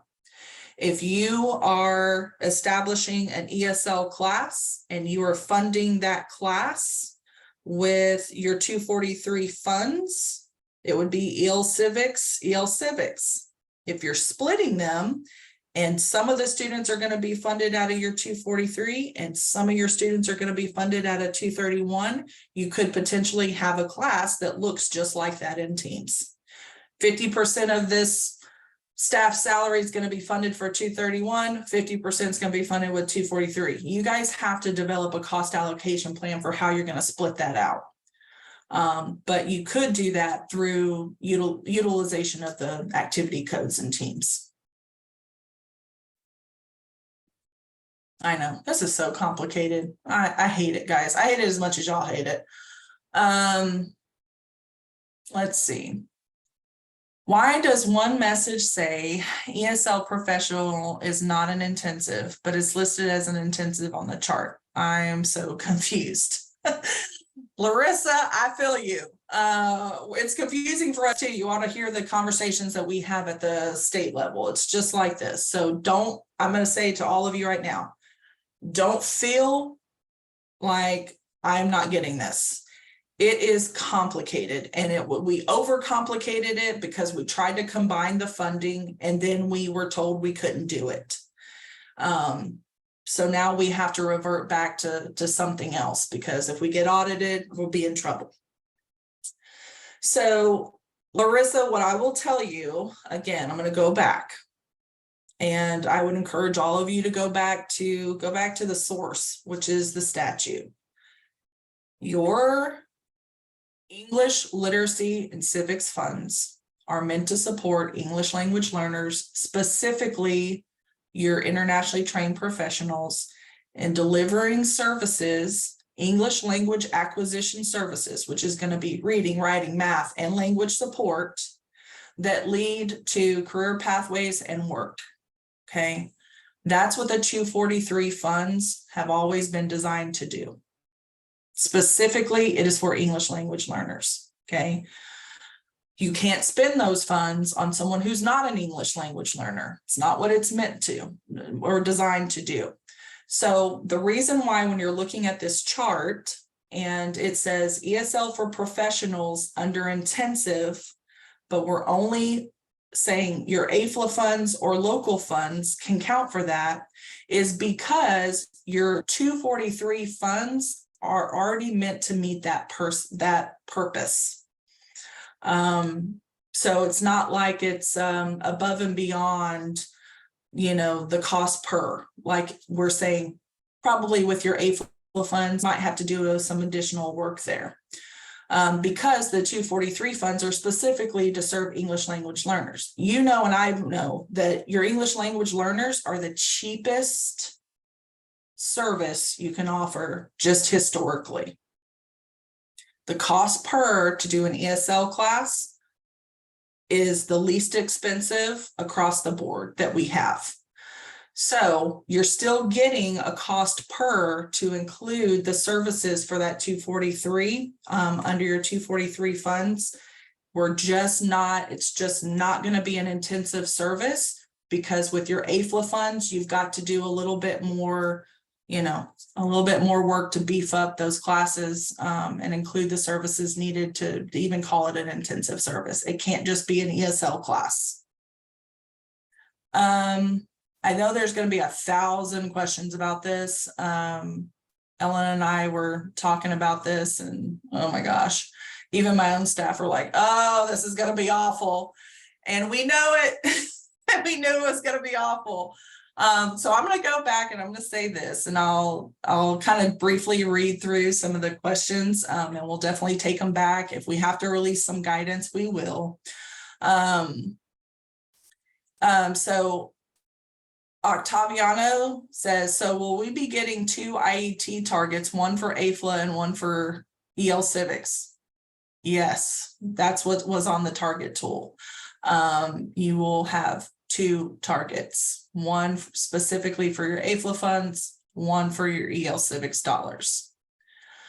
Ashley says, just to be clear, we'll code our ITP classes for ESL professionals AFLA. If you're utilizing your 231s for that class, absolutely, Ashley, that's what you would want to do. So now Kathy says, so now they aren't activity codes, but funding. Sort of, Kathy, yeah, much to my disapproval, but it's just hard to split the baby when the funds are like they are. So you can think of it as you need to be very cognizant when you are entering activity codes and fund codes for your students. What we've seen in the past, let me give you guys an example, okay? This is what we don't want. And this is why you have to be more thoughtful, okay, on how you're setting up this stuff. This is what we don't want. I, as a state director, am trying to work with I3 on making sense of what activities we're doing. What does that look like? What kind of services are our students getting? All of this. We do this all the time. We go back historically, and even though I know, and Kathy, I'm just using you guys as an example, even though I know that ACC only got, let's just say, $100,000 in EL Civics money, when I go and I look in Teams, oh, they served 50,000 people with that small amount of money, right? It's this astronomical number, which doesn't make any sense. And we have to report this, you know, we have to report certain things. So, and it's just because a basic ESL class being funded with your 231 is probably going to look very similar to your ESL class that's being funded with 243, especially the fact that are continuous across fundings. Our content standards don't care about funds. It's all about instruction and service, right? The problem is that when we look at it, we can't make heads or tails. Oh, okay, we have literally like $8 million statewide of EL Civics money, but we are serving this super high percentage just by looking at these codes and teams of the state with these EL Civics funding. So it makes the cost per for those look minuscule. And I know that's not the truth. It's just a coding issue. right? It's just a teams thing. So I'm constantly having to say, yeah, but that's not reality. Yeah, but that's not reality. So what would make things, I think, a lot better for us and for you guys so that we could properly analyze everything is really think about what your 243 budget is. Think about how many classes, instructors, cost associated with serving X number of people, however many you feel like that is, with those specific funds, and code them accordingly. Okay. Separate them out in your minds. Because your finance folks will thank you because you are going to have a cost allocation plan that makes sense. And it doesn't make sense if you have, 10% of your budget going towards 40% of your total students. It just doesn't add up. Let me kind of peruse through some of these questions and see if there's anything in here I can answer.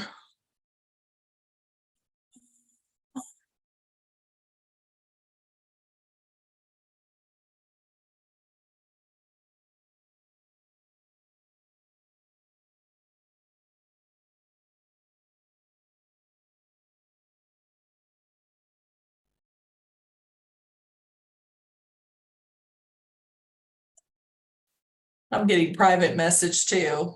I love you guys. Okay, well, I'm gonna table this for now. And then what I'll do is I'll go back to the drawing board. And then hopefully by the next bi-weekly call, we will just have a little bit more time and kind of focus more on this. I know it's confusing, guys. It's awful. And I'm trying to figure out the best way to just keep it straight for you to make your jobs easier and make sense, because I know it's not easy. It will probably be easier in the future because I can say it now, the RFA is out, because you're going to have to apply for these funds separately. And these are going to be separate grants in the future if you want them. So it'll kind of solve or let's resolve hopefully some of this. But you really have to start thinking about these different pots of money as separate programs because that's how they were always intended to be. We combined them because we wanted the financial piece to be better and we wanted to make the services have some continuity across, right? So if you have an ELL that's getting funded from 231 and an ELL that's getting funded out of your 243, well, there should be some, comparable services happening for that population because it's still the population and they still have needs, right?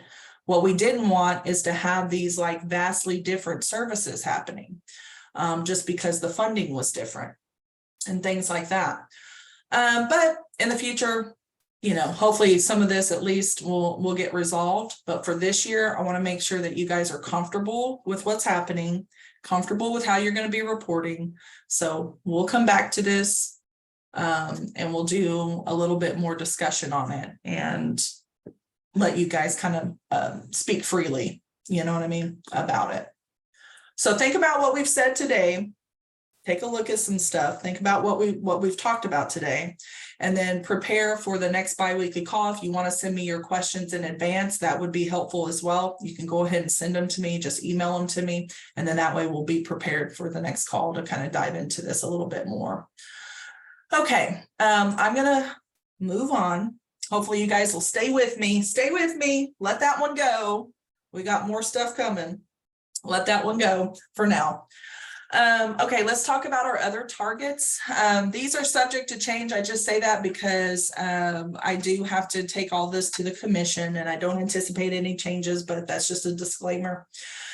So your employed enrolled Q2 is 56% for this year. Your employed enrolled quarters 2 through 4 is 83%. If you're new to this game and you're trying to figure out what does all that mean, go to your performance guide. It is all in there in terms of numerator, denominator, who counts, who doesn't, it's all in there.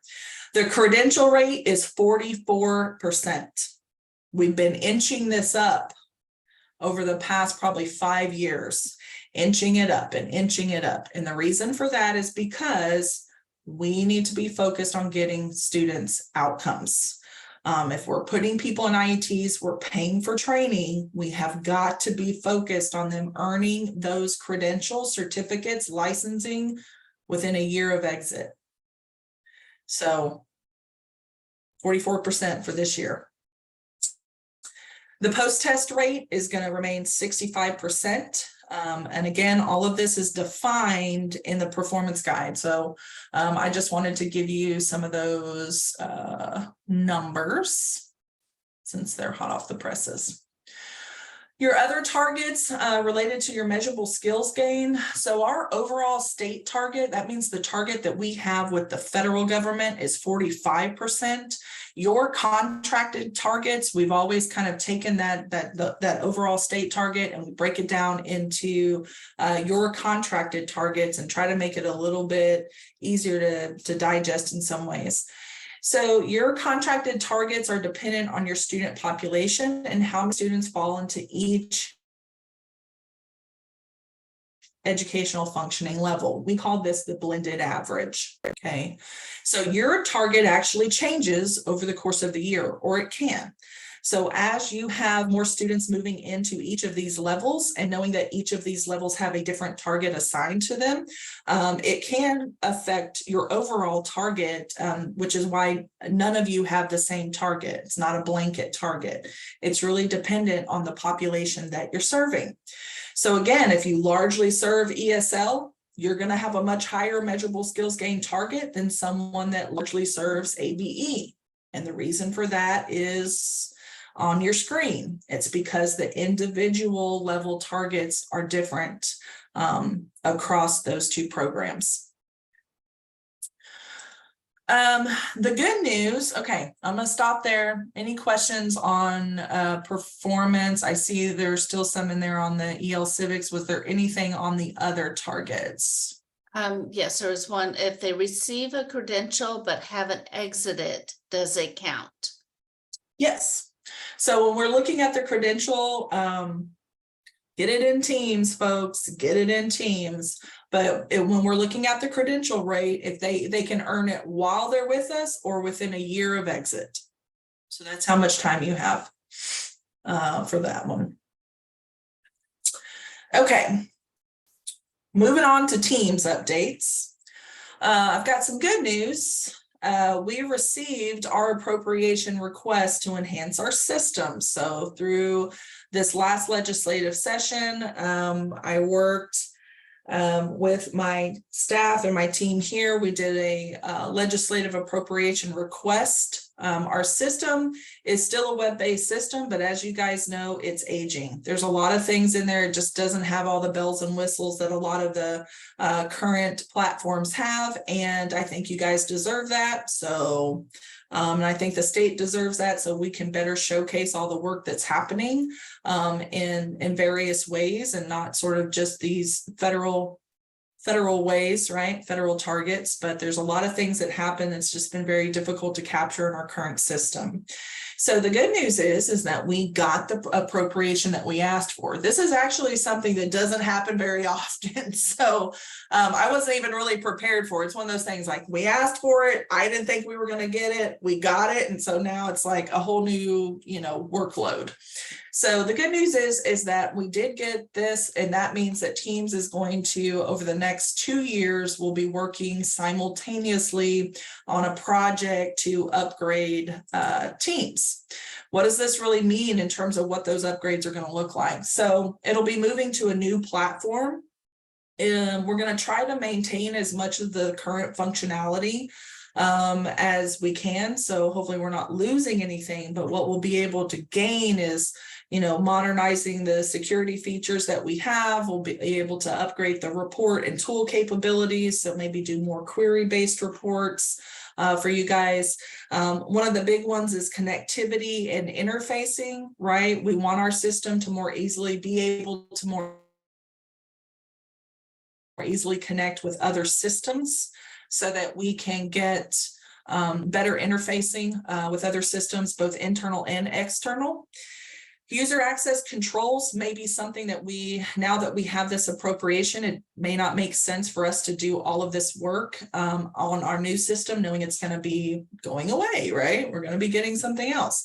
So we may move that project into this new Teams upgrade. We're still talking about that. One of the big asks that I put in there, I don't know if we'll get it, is a student sign-on. This would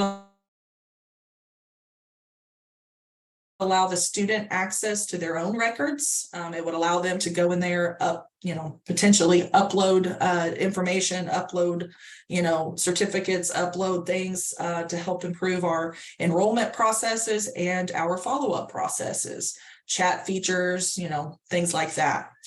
So I think all of that is pretty exciting and incredibly exhausting. So we'll see. We'll see how this goes, but I'm excited about getting a new Teams and getting this system upgraded. And I hope you guys are too, because you'll be part of piloting some of this, and definitely we'll have some work groups along the way. So I hope you'll participate. Okay. So that's some good news. Now let's talk about what's the more immediate things that are coming out. So I think with the next release we have, we're going to keep pushing to get the security protocols updated in Teams. This is something we've been working on for what feels like a million years. But what this essentially does is it allows us to put your P41s, your FERPA, and your cybersecurity tracking in the system. So that if you sign your P41 on September 1st of 2023, the system is going to keep track of it, and the system is going to send out emails as we get closer to September 1st of 2024, when that could potentially expire, and the system is going to automatically kind of do some of this for us. Right now, it's poor little Blanca. One man show over there trying to track. I don't know how many Teams users we have right now, Blanca, 3,800. It's insane. So we're really trying to go ahead and push that feature out so that it is in there, because poor little Blanca, every time I go through and I talk about this, I picture the guy with the stapler, like in the dungeon, just like working on his stuff. And I promise you, Blanca's working conditions are much better than that. But she does have to, really keep a very tight, tight process on this right now, so that we can pass all of our audits and stuff. So we all love Blanca and we appreciate her, but let's make it easier on all of us. The other thing that we're working on is our GED match process. I'm not going to go into specifics, but I actually think this is something that in the future, I may go into more detail with you guys on a biweekly call.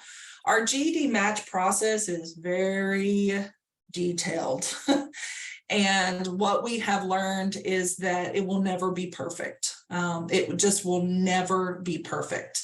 The reason for that is because we're dealing with humans, and humans are not perfect, right? So we are currently in the process to try to make it as good as we can make it through an automated process, and then potentially allow some features in there that put you guys and give you guys more manual control of some things. Right now, our system is set up to where if the GED system and Teams talk to each other and there is a match on a social security number across systems, it will lay down a certificate. Doesn't matter if anything else matches. Now, some of you may think that that's strange, that, Jane Doe with the same social security number as Juan Carlos would match up and Teams would lay the record down, but it's actually very common in data systems. If you have a unique identifier that matches, it's very common. That's just a common practice. What we know is that sometimes numbers get transposed, things happen. And, you know, those social security numbers, even though they match against systems, isn't always the same person. And we need the ability for you guys who are working closely with the students to tell us, hey, this isn't the right person. We also need to make sure that our system is not inaccurately laying down social security numbers on students that it doesn't apply to.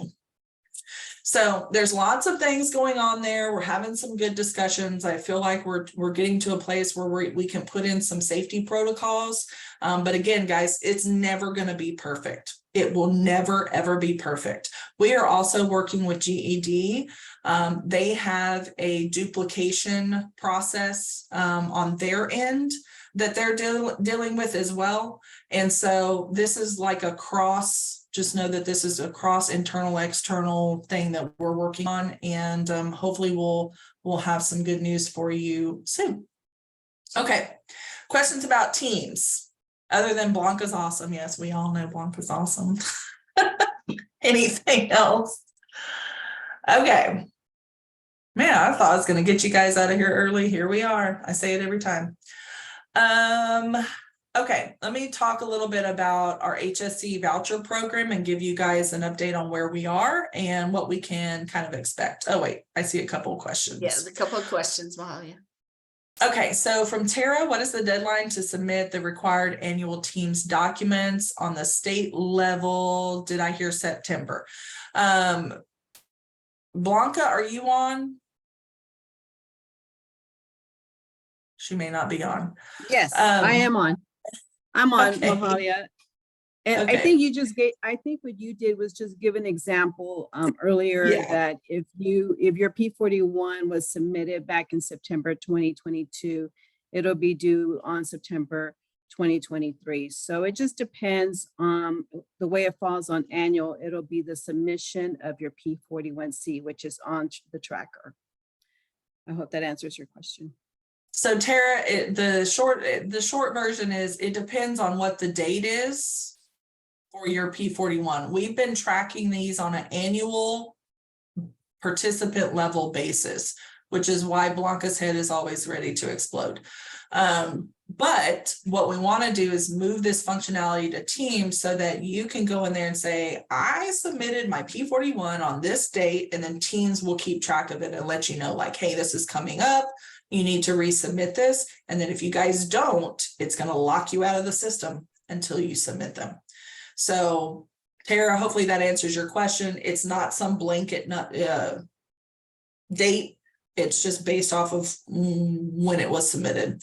So if you have folks that you're curious about, or you can reach out to Teams technical assistance and Blanca can tell you that information. Let's see. Do you have the release date for the next Teams update? Blanca, I don't think we have a solid release date yet.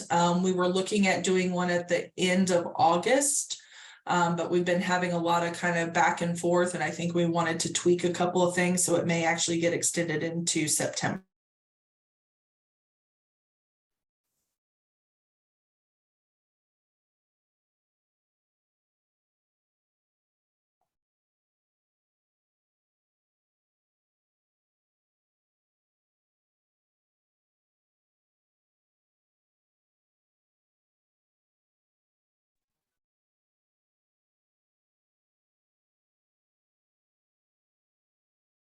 Mahalia, did we lose you?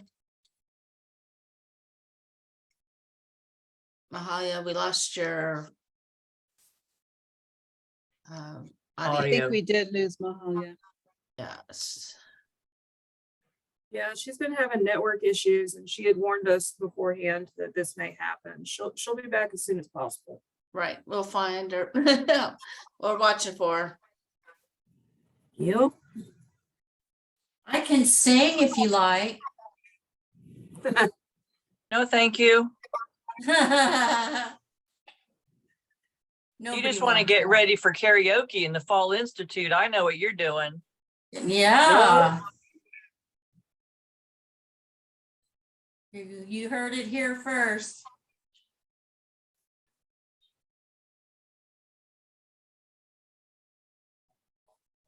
All right, Who are she's, y'all talking to? Oh. She said she was trying to get back in. yeah, just let her in. Let me find her to make her a host.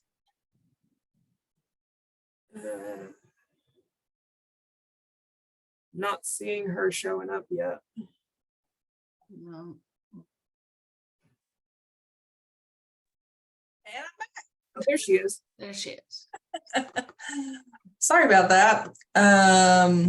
Why I couldn't do that earlier when I was talking about, EL civics, I don't know, but let me get my PowerPoint back up here, folks. Sorry about that. It just kicked me out. Okay, can you see my screen? Yes, you're good. Okay, perfect.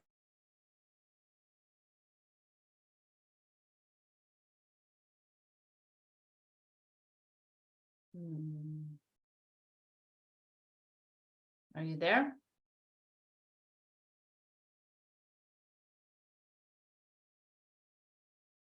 We can't hear you, Mahalia, if you're talking.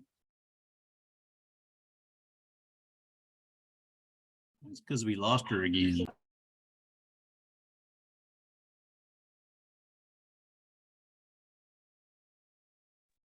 Wow, are you guys there? Yeah, we're Wow. here. It's not my internet because my internet is good. I don't know maybe it's my new computer. Okay, can y'all see my screen? Yes, ma'am. Yes. Okay. Sorry, guys, if it keeps kicking me out, then Eleanor or somebody can take over. So the details for our high school equivalency voucher program, I've been keeping you guys updated in terms of the legislative process for this. And I think we're going to be good. So we're currently working on our interagency contract with TEA. $750,000 will be available for this year. We're going to distribute that money based on usage. So we're going to be looking at who used vouchers last year, and we will proportionately distribute that $750,000 based off of usage. So once the committee approves the methodology and approves this approach, we will send out a tool, just like we have in the years past, that'll give you the amount that you have to use towards your vouchers, and then you will be able to tell us what voucher types you want. Okay, so the process is going to be exactly the same. We're not changing anything. Then once we receive your tool back, we're going to build the tracker and we will send them to you, and that will have all of your codes essentially. Now the vouchers, again, barring any catastrophe, man, let's knock on some wood. They will end June 30th. And the reason for that is because we will have new grants that start July 1st. Remember, that's what it was supposed to be this year. Then we ended up having to extend the grants for a year. So we extended the vouchers to August.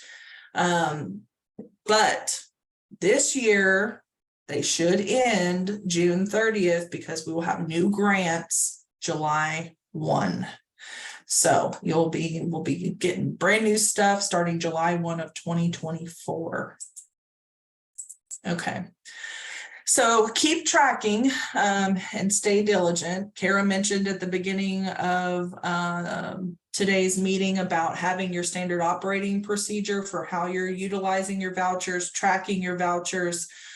So make sure you review and understand everything that's in AEL letter 0322 in regards to this. So we will still have a process moving forward that if you need to request more vouchers, you'll be able to do so if you run out, and it'll be the same process that it is now. You have to prove to us your tracker, which is why it's important that you have an SOP and that you continue to track your usage on your tracker.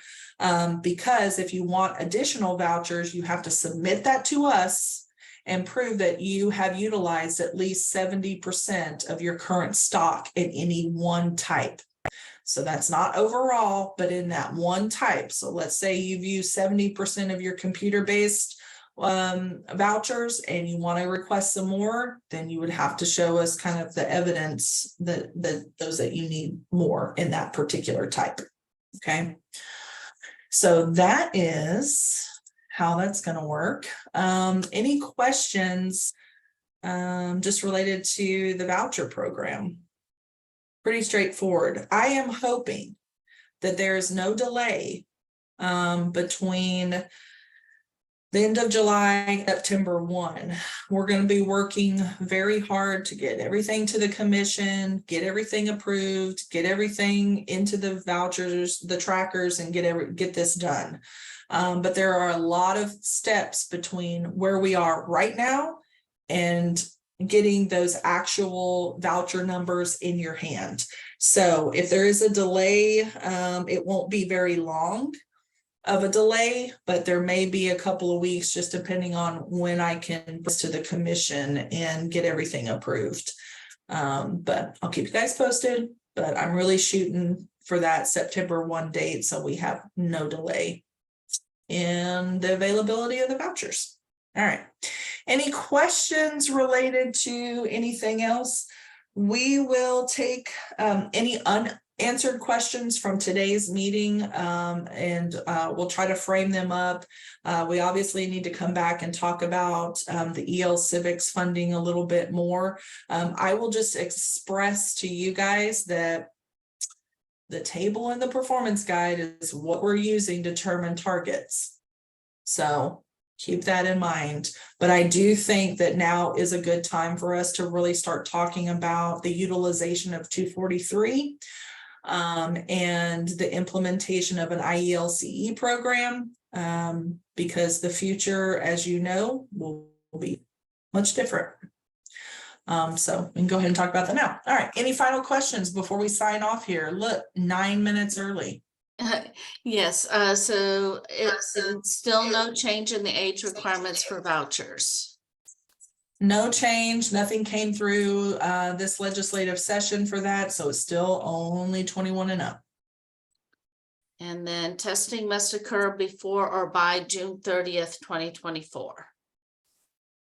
For the vouchers that you will get in September, current vouchers that you have now essentially die August 31st of 23. So they essentially die at the end of next month. So they will no longer be useful. You can, they will no longer be useful. You will get new vouchers, new voucher codes that will in September, and those vouchers will have a new end date of June 30th, 2024. Good question. And I don't see any more questions coming in. Okay, perfect. We will, like I said, we'll have some further discussions on the whole EL Civics thing. Now is the time to start really, I think, framing some of this up and making sure that we're all on the same page. With that, we've got a lot of new directors that came in even during the pandemic or after. And so for those of you out there that your head is spinning, it's okay. Totally fine. There's been a lot going on, been a lot of changes in 5 years. So thank you guys so much for sticking with us. Thank you so much for joining us today. I hope you have a wonderful lunch and a good rest of your week. And we'll talk to you soon. Bye, everybody. Thank you, Mahalia. I'm going to push stop on the recording. Thank you.